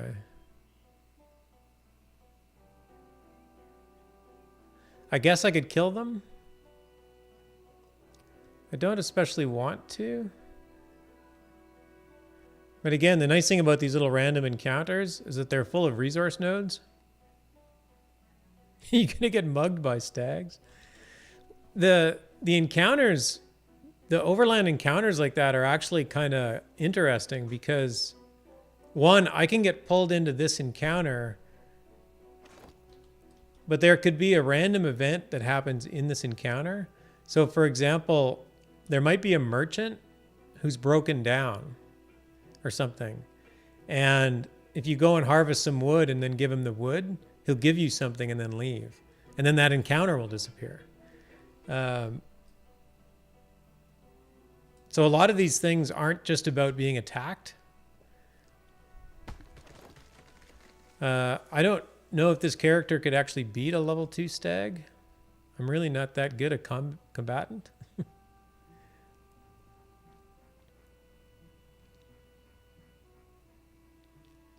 Or a dragon will pop out. Exactly. Yes. I could try and kill a stag. The thing is, I'm a swordsman.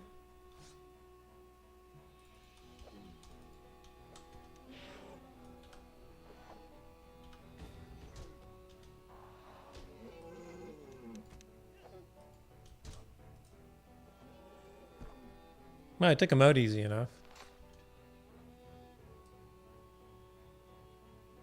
I can then skin it. So this is a good place for... I almost wet my pants myself. Oh, did you actually have a dragon pop out? I have heard of that happening. We had a dragon pop into our player-owned town. I don't know what my... one thing about this game, and this is... I talked about crafting being a gold sink being my least favorite part. My second least favorite part is that when you die, you lose XP. And it can be very difficult to get back if you're not really good at grinding XP. This particular character hasn't died in about 3 years. Easier than stags and Felagoth?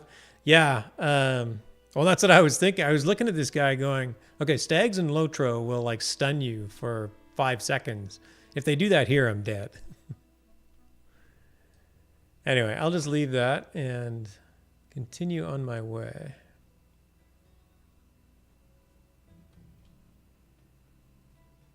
And I'm pretty much in the same area I was with Gravriel here, so I'm headed down the same road. It's kind of a back way to get around to 2 different areas.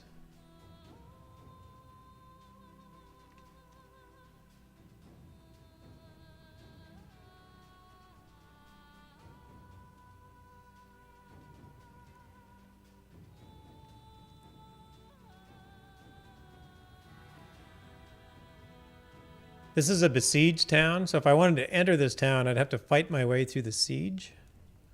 And this is the Kabbalists. So the Kabbalists are attacking this town because the town of Solitude has put shrines up to the old gods. Well, specifically to the old virtues. And they don't want people worshiping those things. The Kabbalists want everybody worshiping them. So they will attack any player-owned town that has shrines occasionally.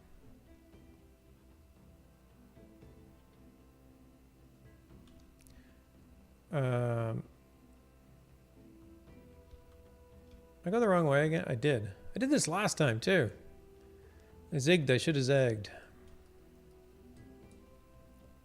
It's this way.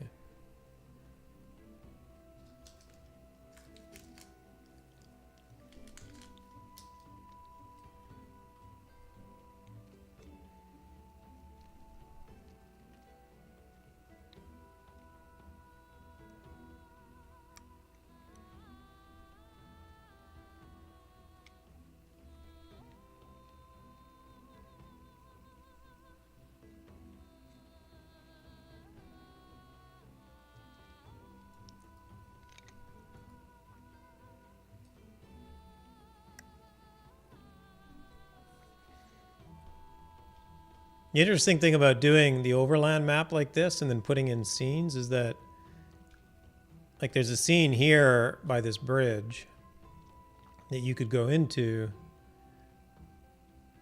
and then there's one over here by these rocks or these foothills, but there isn't one here. But in future development, of course, they could just put one here.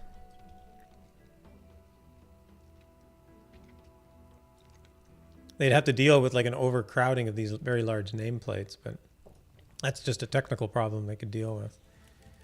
Oh, and our town is now sieged.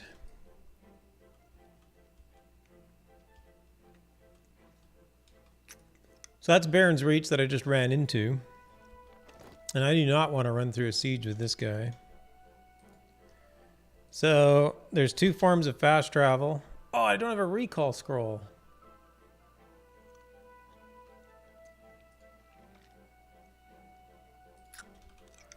Do I have a teleport scroll? I do have teleport scrolls. So teleport scrolls and recall scrolls. So recall scrolls, you can bind to a location. So you can bind to your house, you can bind to a player-owned town, or you can bind to a town crier in any town, and then recall will take you to that spot. But you can only bind to one location. Teleport will teleport you to a friend.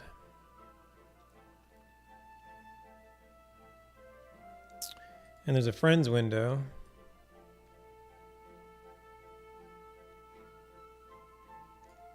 Oh, apparently somebody has friended me. Friend, yes. Except there's nobody in our town.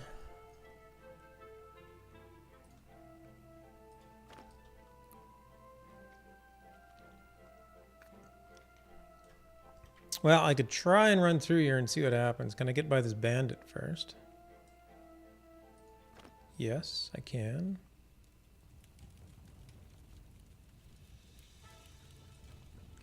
All right, well, we'll have a look at the siege anyway. I tried to get through this siege the last time, and I just could not do it.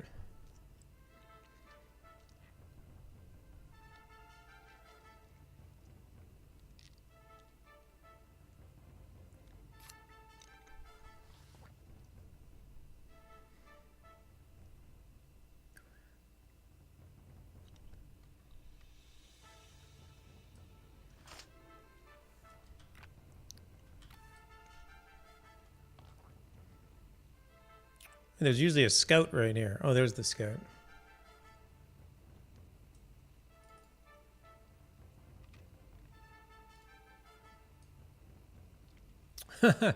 Siege of Helm's Deep. Yeah, definitely the wrong story. The Budapest raiding with the party of 17. My gosh. I feel like I'm about to get my face planted into the mud, and then the Budapest brings a whole bunch of people into my channel. Hey, Buddha, how's it going? How was your stream tonight? I am playing Shroud of the Avatar. Freebooter Fox, hello, hard hit. Welcome everybody from the Budapest stream. I'm doing pretty good. I'm showing off and explaining some Shroud of the Avatar to everybody. Hard hit, thanks for the follow.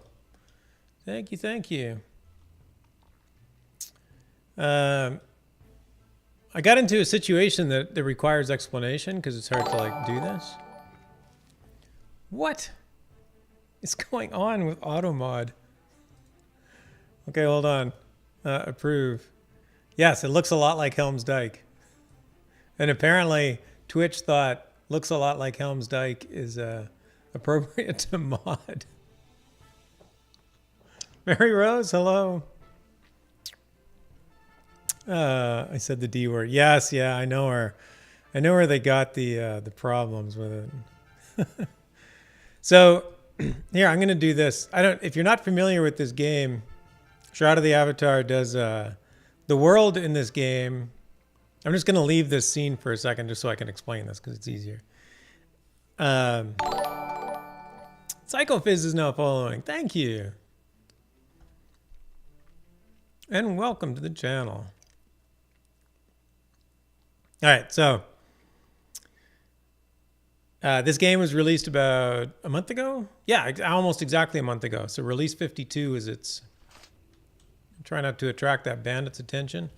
So I live in this player-owned town, but this player-owned town recognizes the virtues as being a good thing, and the evil among the land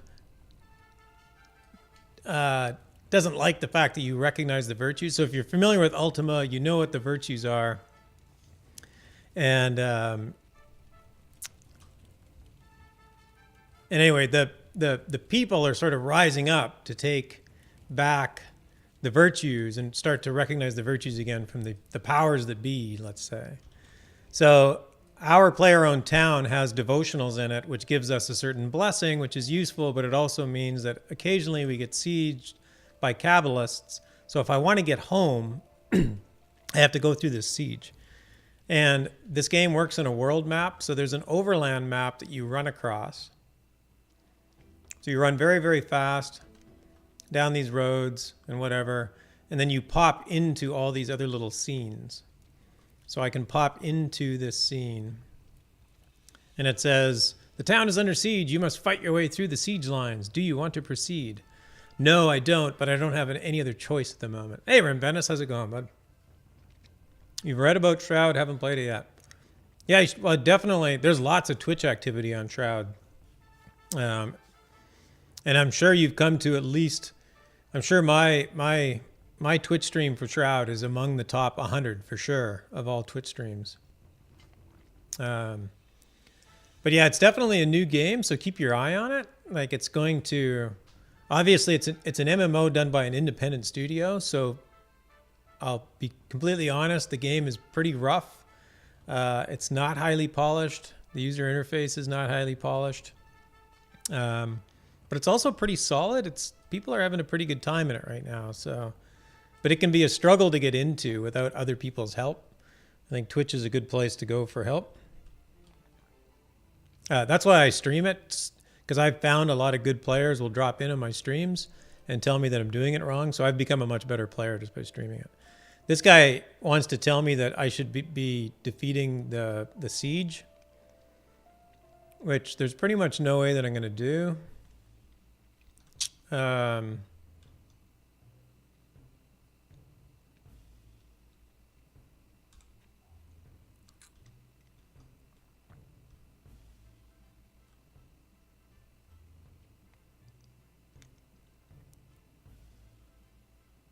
So, fortune favors the bold, I guess.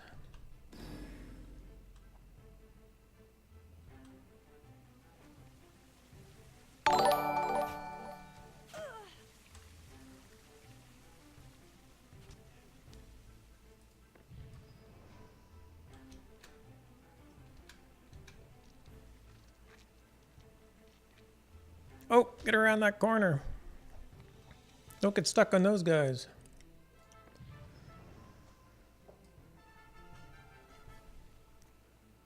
It doesn't look like they did a lot of damage to me, but at the end of the day, they probably would have destroyed me had I tried to stop and fight. John Vapor, thanks for the follow. I just got raided by the All-Star cast. I really did, didn't I? I'm telling you. The problem with being out west is that your best time to stream tends to be late at night for a lot of other people. But the good part is that all the streamers out east are ending when you're still up, so you become the target of more raids. So that's my plan. I'm going to stay out west.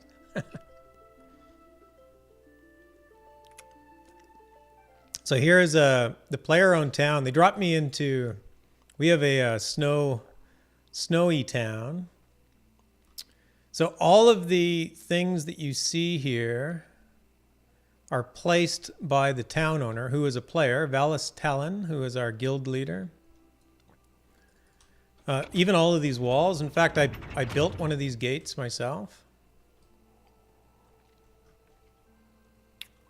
West Coasters are just really, really early birds. For some reason I am. I don't know why. Sometimes I wish I wasn't an early bird, but pick up tomorrow's viewers today. Exactly. That's very well put.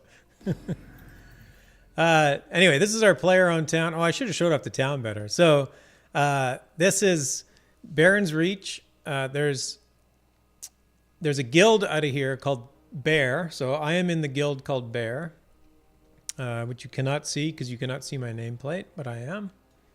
It actually says it right here, but I doubt that you can read that little print on the stream. And the big thing for us is the Bear Tavern. So our guild is centered around the beer barn, as Mary Rose would like to call it. There's the Bear Tavern. So this is a player-owned property. In fact, again, our guild leader owns this property. So we can go in here, and this is all decorated by...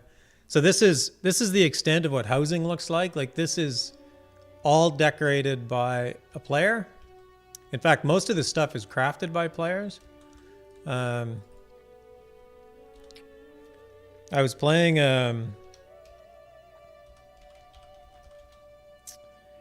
Apollo already knows what's coming. So does Julie Ruthless, because they've been hanging out all night.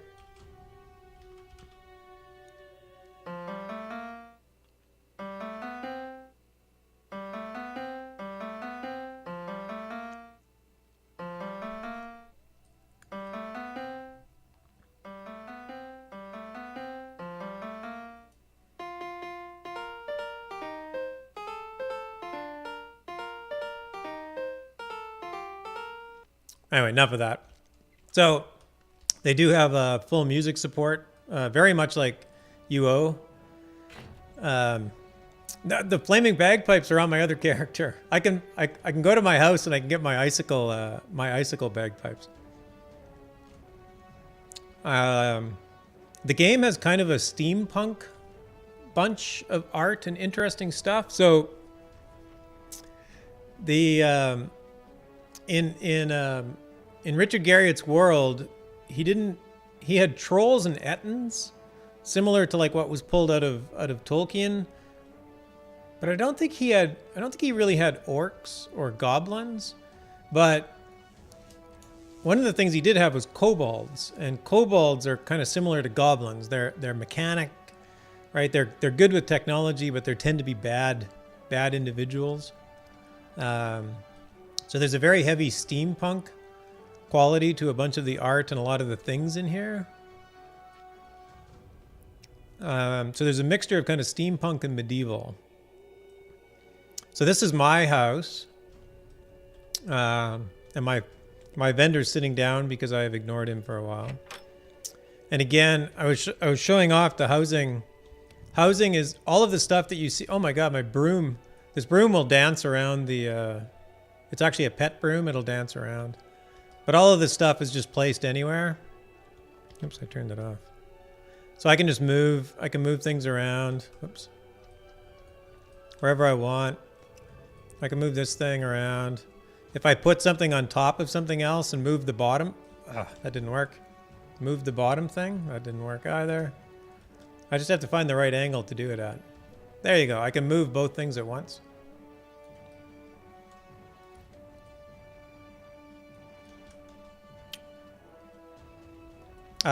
Everything can hang on the wall. So for example, even this cloak on my back, I can just hang it on the wall.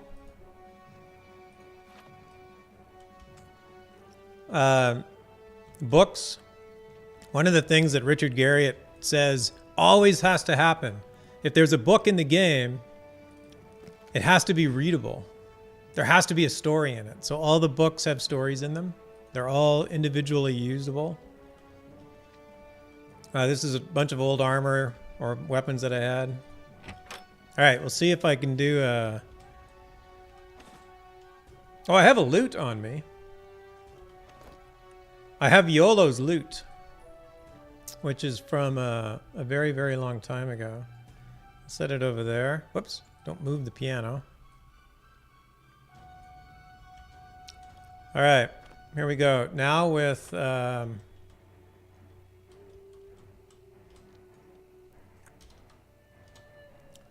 icicle bagpipes.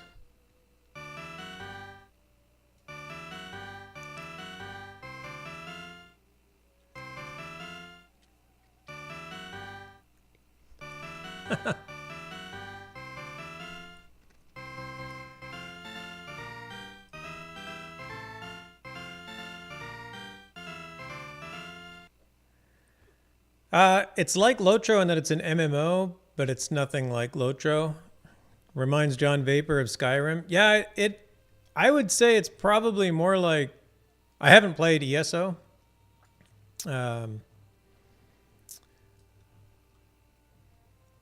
But it's certainly got a feel to it. Like the UI and whatnot is all very similar to Skyrim, and the model size. Like everything is dimensioned sort of realistically, which I actually don't like. Like if you think of this person as being 6 feet tall, that means this ceiling is 12 feet tall. But it feels closed in. Like in most games, everything is like stretched out, so you have a feel of roominess and whatnot with the third-person camera. Oh, the one other thing that I had to do tonight, I have a grow op in my basement. So I have to grab some water because I have to water my grow op. So I have a well over here that I collect water from. Whoops. And I need... I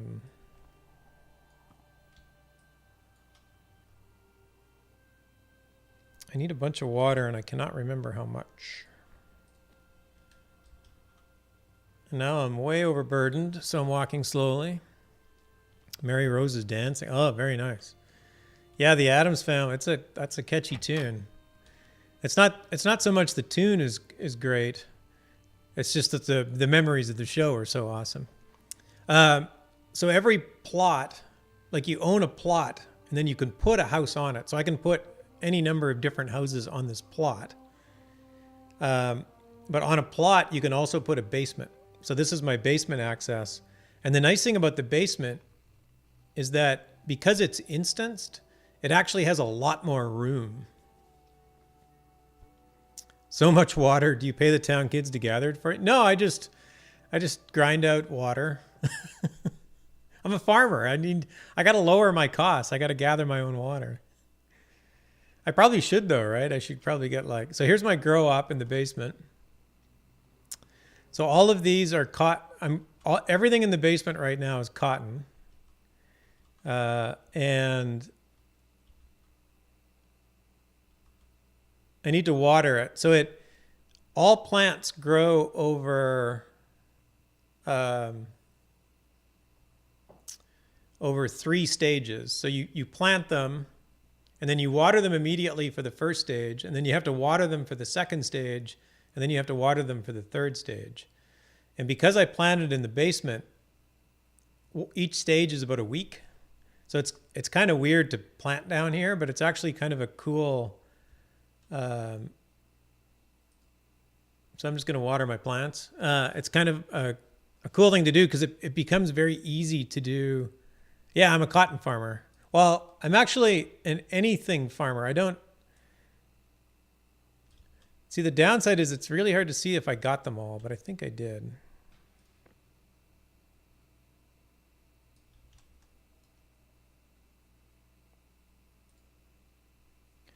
See, this is where I have to watch the water. So I picked up 160.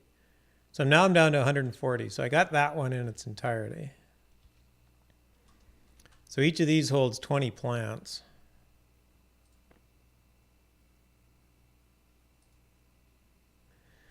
And then I can take the cotton and I can put it on my vendor, and then any of the tailors in town that need to make cloth to make cloth armor can come and buy my cotton. And all of the best gear comes from players.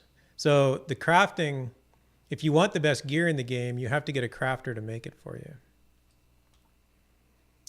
And pretty much all characters can be crafters. So you just,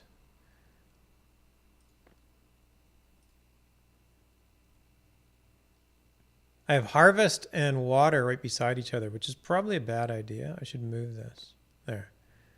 Water is no longer right beside harvest because I don't want to accidentally harvest.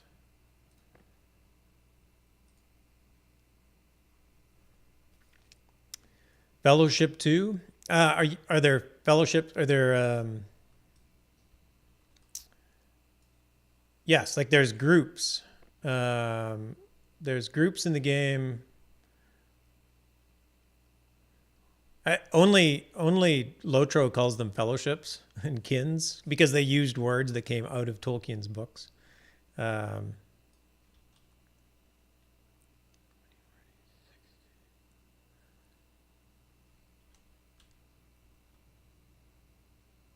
Oh, 90. Yeah, yes.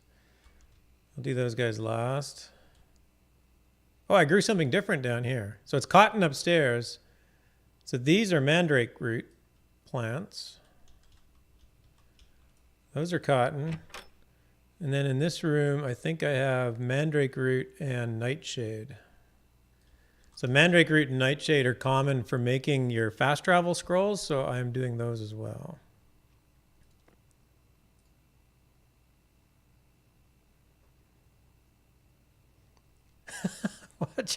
Watching you water your crop is making me have to use the restroom. Be right back.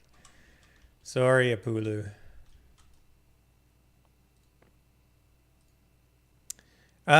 This looks kind of crazy, but I spend, like, the time you see me spending right now is all the time it takes in 1 week. Like this is just a small sideshow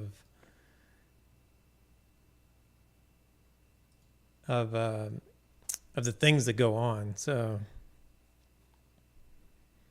and if you tune in next week, you can see the harvest. That'll be exciting.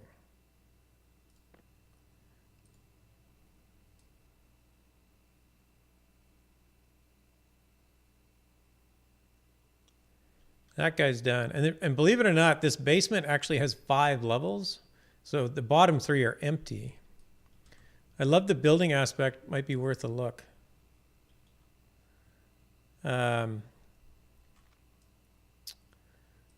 What do you mean building aspect? Like building, like crafters building all their own stuff kind of aspect?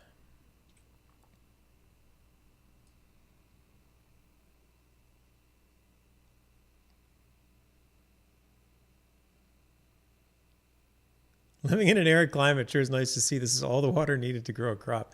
Yeah, and especially in the basement, right? It's like, it shouldn't even grow down here. Like, what's going on?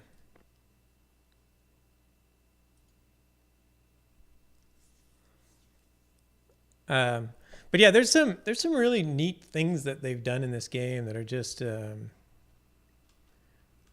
I think are just incredibly innovative and clever. So the game was a Kickstarter game. It originally went to Kickstarter in early 2013.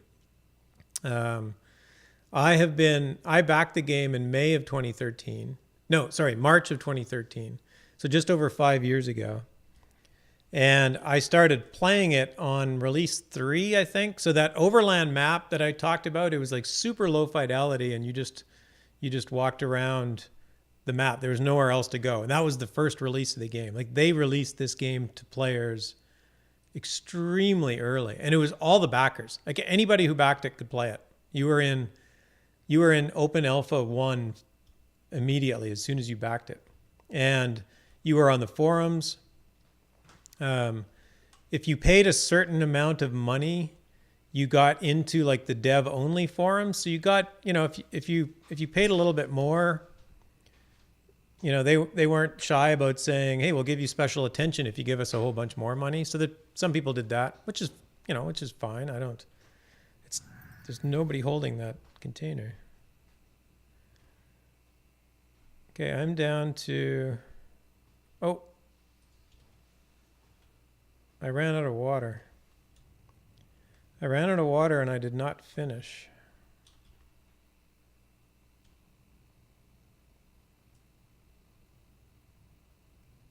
I need some more water. This is Shroud of the Avatar, Forsaken Virtues. And there's some of the more information about it.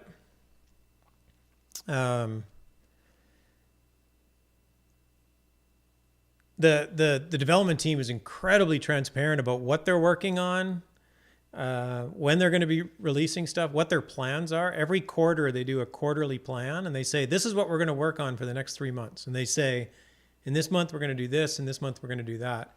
And then every release, they very transparently say, this is what we got done, this is what we didn't get done. So what's really cool about their release notes, instead of removing something they didn't do, they just cross it out. So they don't delete it. They just say, we didn't get around to this. We didn't have enough time or whatever. They're just incredibly transparent and open about the work that they do. I think I need just 10 more water, but I will take 20 to be sure.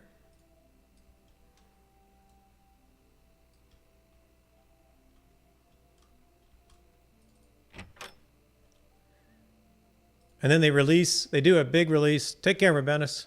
Thanks for dropping by, bud. They do a big release on the last Thursday of every month. So their official release, and they went to market as a released game last month, the last Thursday. Actually, it ended up being Tuesday because of Easter. But at the end of March, they released it. Whatever that was, March 29th or something like that, March 27th. And then they just did release 53 this past Thursday. I think I should get them all in here, and this should end up with 16. Yep. All right, everything is now watered, and it's 164 water. So I have 164 plants growing down here right now. Anyway, that's my grow up. Thank you for dropping by, Rem. Thanks for your interest in Shroud. I was going to show off one more thing. Oh, the radio. You got to see the radio.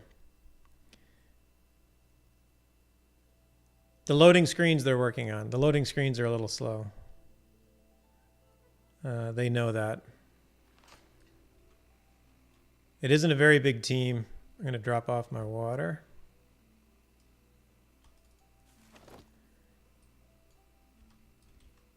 And go back to, this is one of the neatest things. They have these, they don't call them radios, of course. They call them ether vibration amplifiers. And they're a usable house decoration. There's a little, there's also a bigger one. I think I own both of them. I think I own the shelf version and the floor version. But you can actually point it at any internet radio station and it'll play it. So I'm going to turn the volume way down because I don't know how loud this is going to be. So it's going to go silent for a moment, then I'll hit play.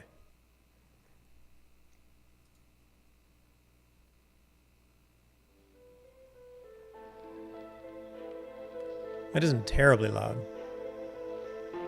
So Avatar's radio is actually run by players of the game.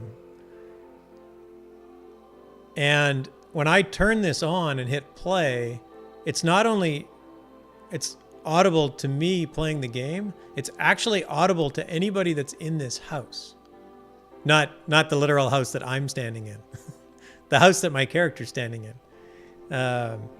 So you can actually hear this anywhere in the game world just because somebody turned it on nearby. And of course, you can add any internet radio station that you want. And I realize it's like, it doesn't do anything, but it's just like, it's so awesome.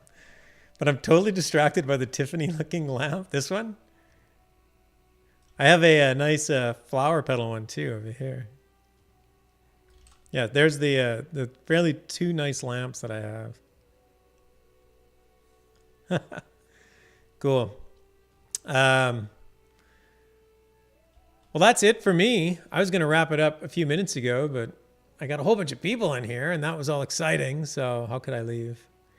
Thanks everybody for dropping by. I realized that you all dropped by right when I'm about to run through a battle and not fight anything. Watched me water plants, play the Addams Family theme song, and turn on an internet radio station and a game on the internet, which probably shouldn't be as interesting as it is to me, but it is nonetheless. I stream Shroud regularly every Sunday night at 8 p.m. or at 8 p.m. Pacific, whatever time that is for you. 11 p.m. Eastern, 8 p.m. Pacific. I try and go for at least a couple hours, so I'm into it for a couple hours already and whatnot. But thanks everybody who dropped by. The Budapest, thank you so much for the raid. Hard Hit, Lucky Stiff, Psychofizz, John Vapor, thanks for the follows. Much appreciated. Hope everybody has a great week coming up. My next stream is actually on the official Lotro stream tomorrow night at 9 p.m. Eastern.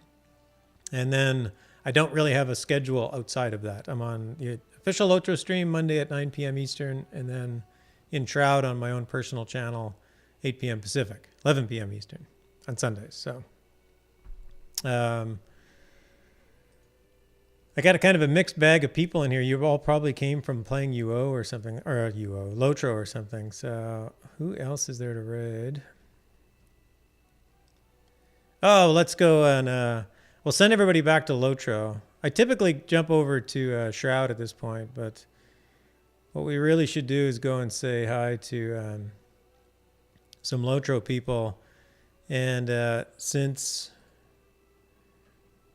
I got a guy here who's I haven't raided in a very long time, so Cool Kyle TV, and who can not want to go and at least say hi to him? I realize it's probably getting late for a lot of people, but we will go and raid Cool Kyle. Oh yes, I know. I got the pet broom. It just runs around. It's awesome. I love it. Good times, everybody. Thanks again for dropping by. Apulu and Jolly Ruthless, thanks for chatting all night. It was absolute blast chatting with you. And we will see you soon. Take care, all.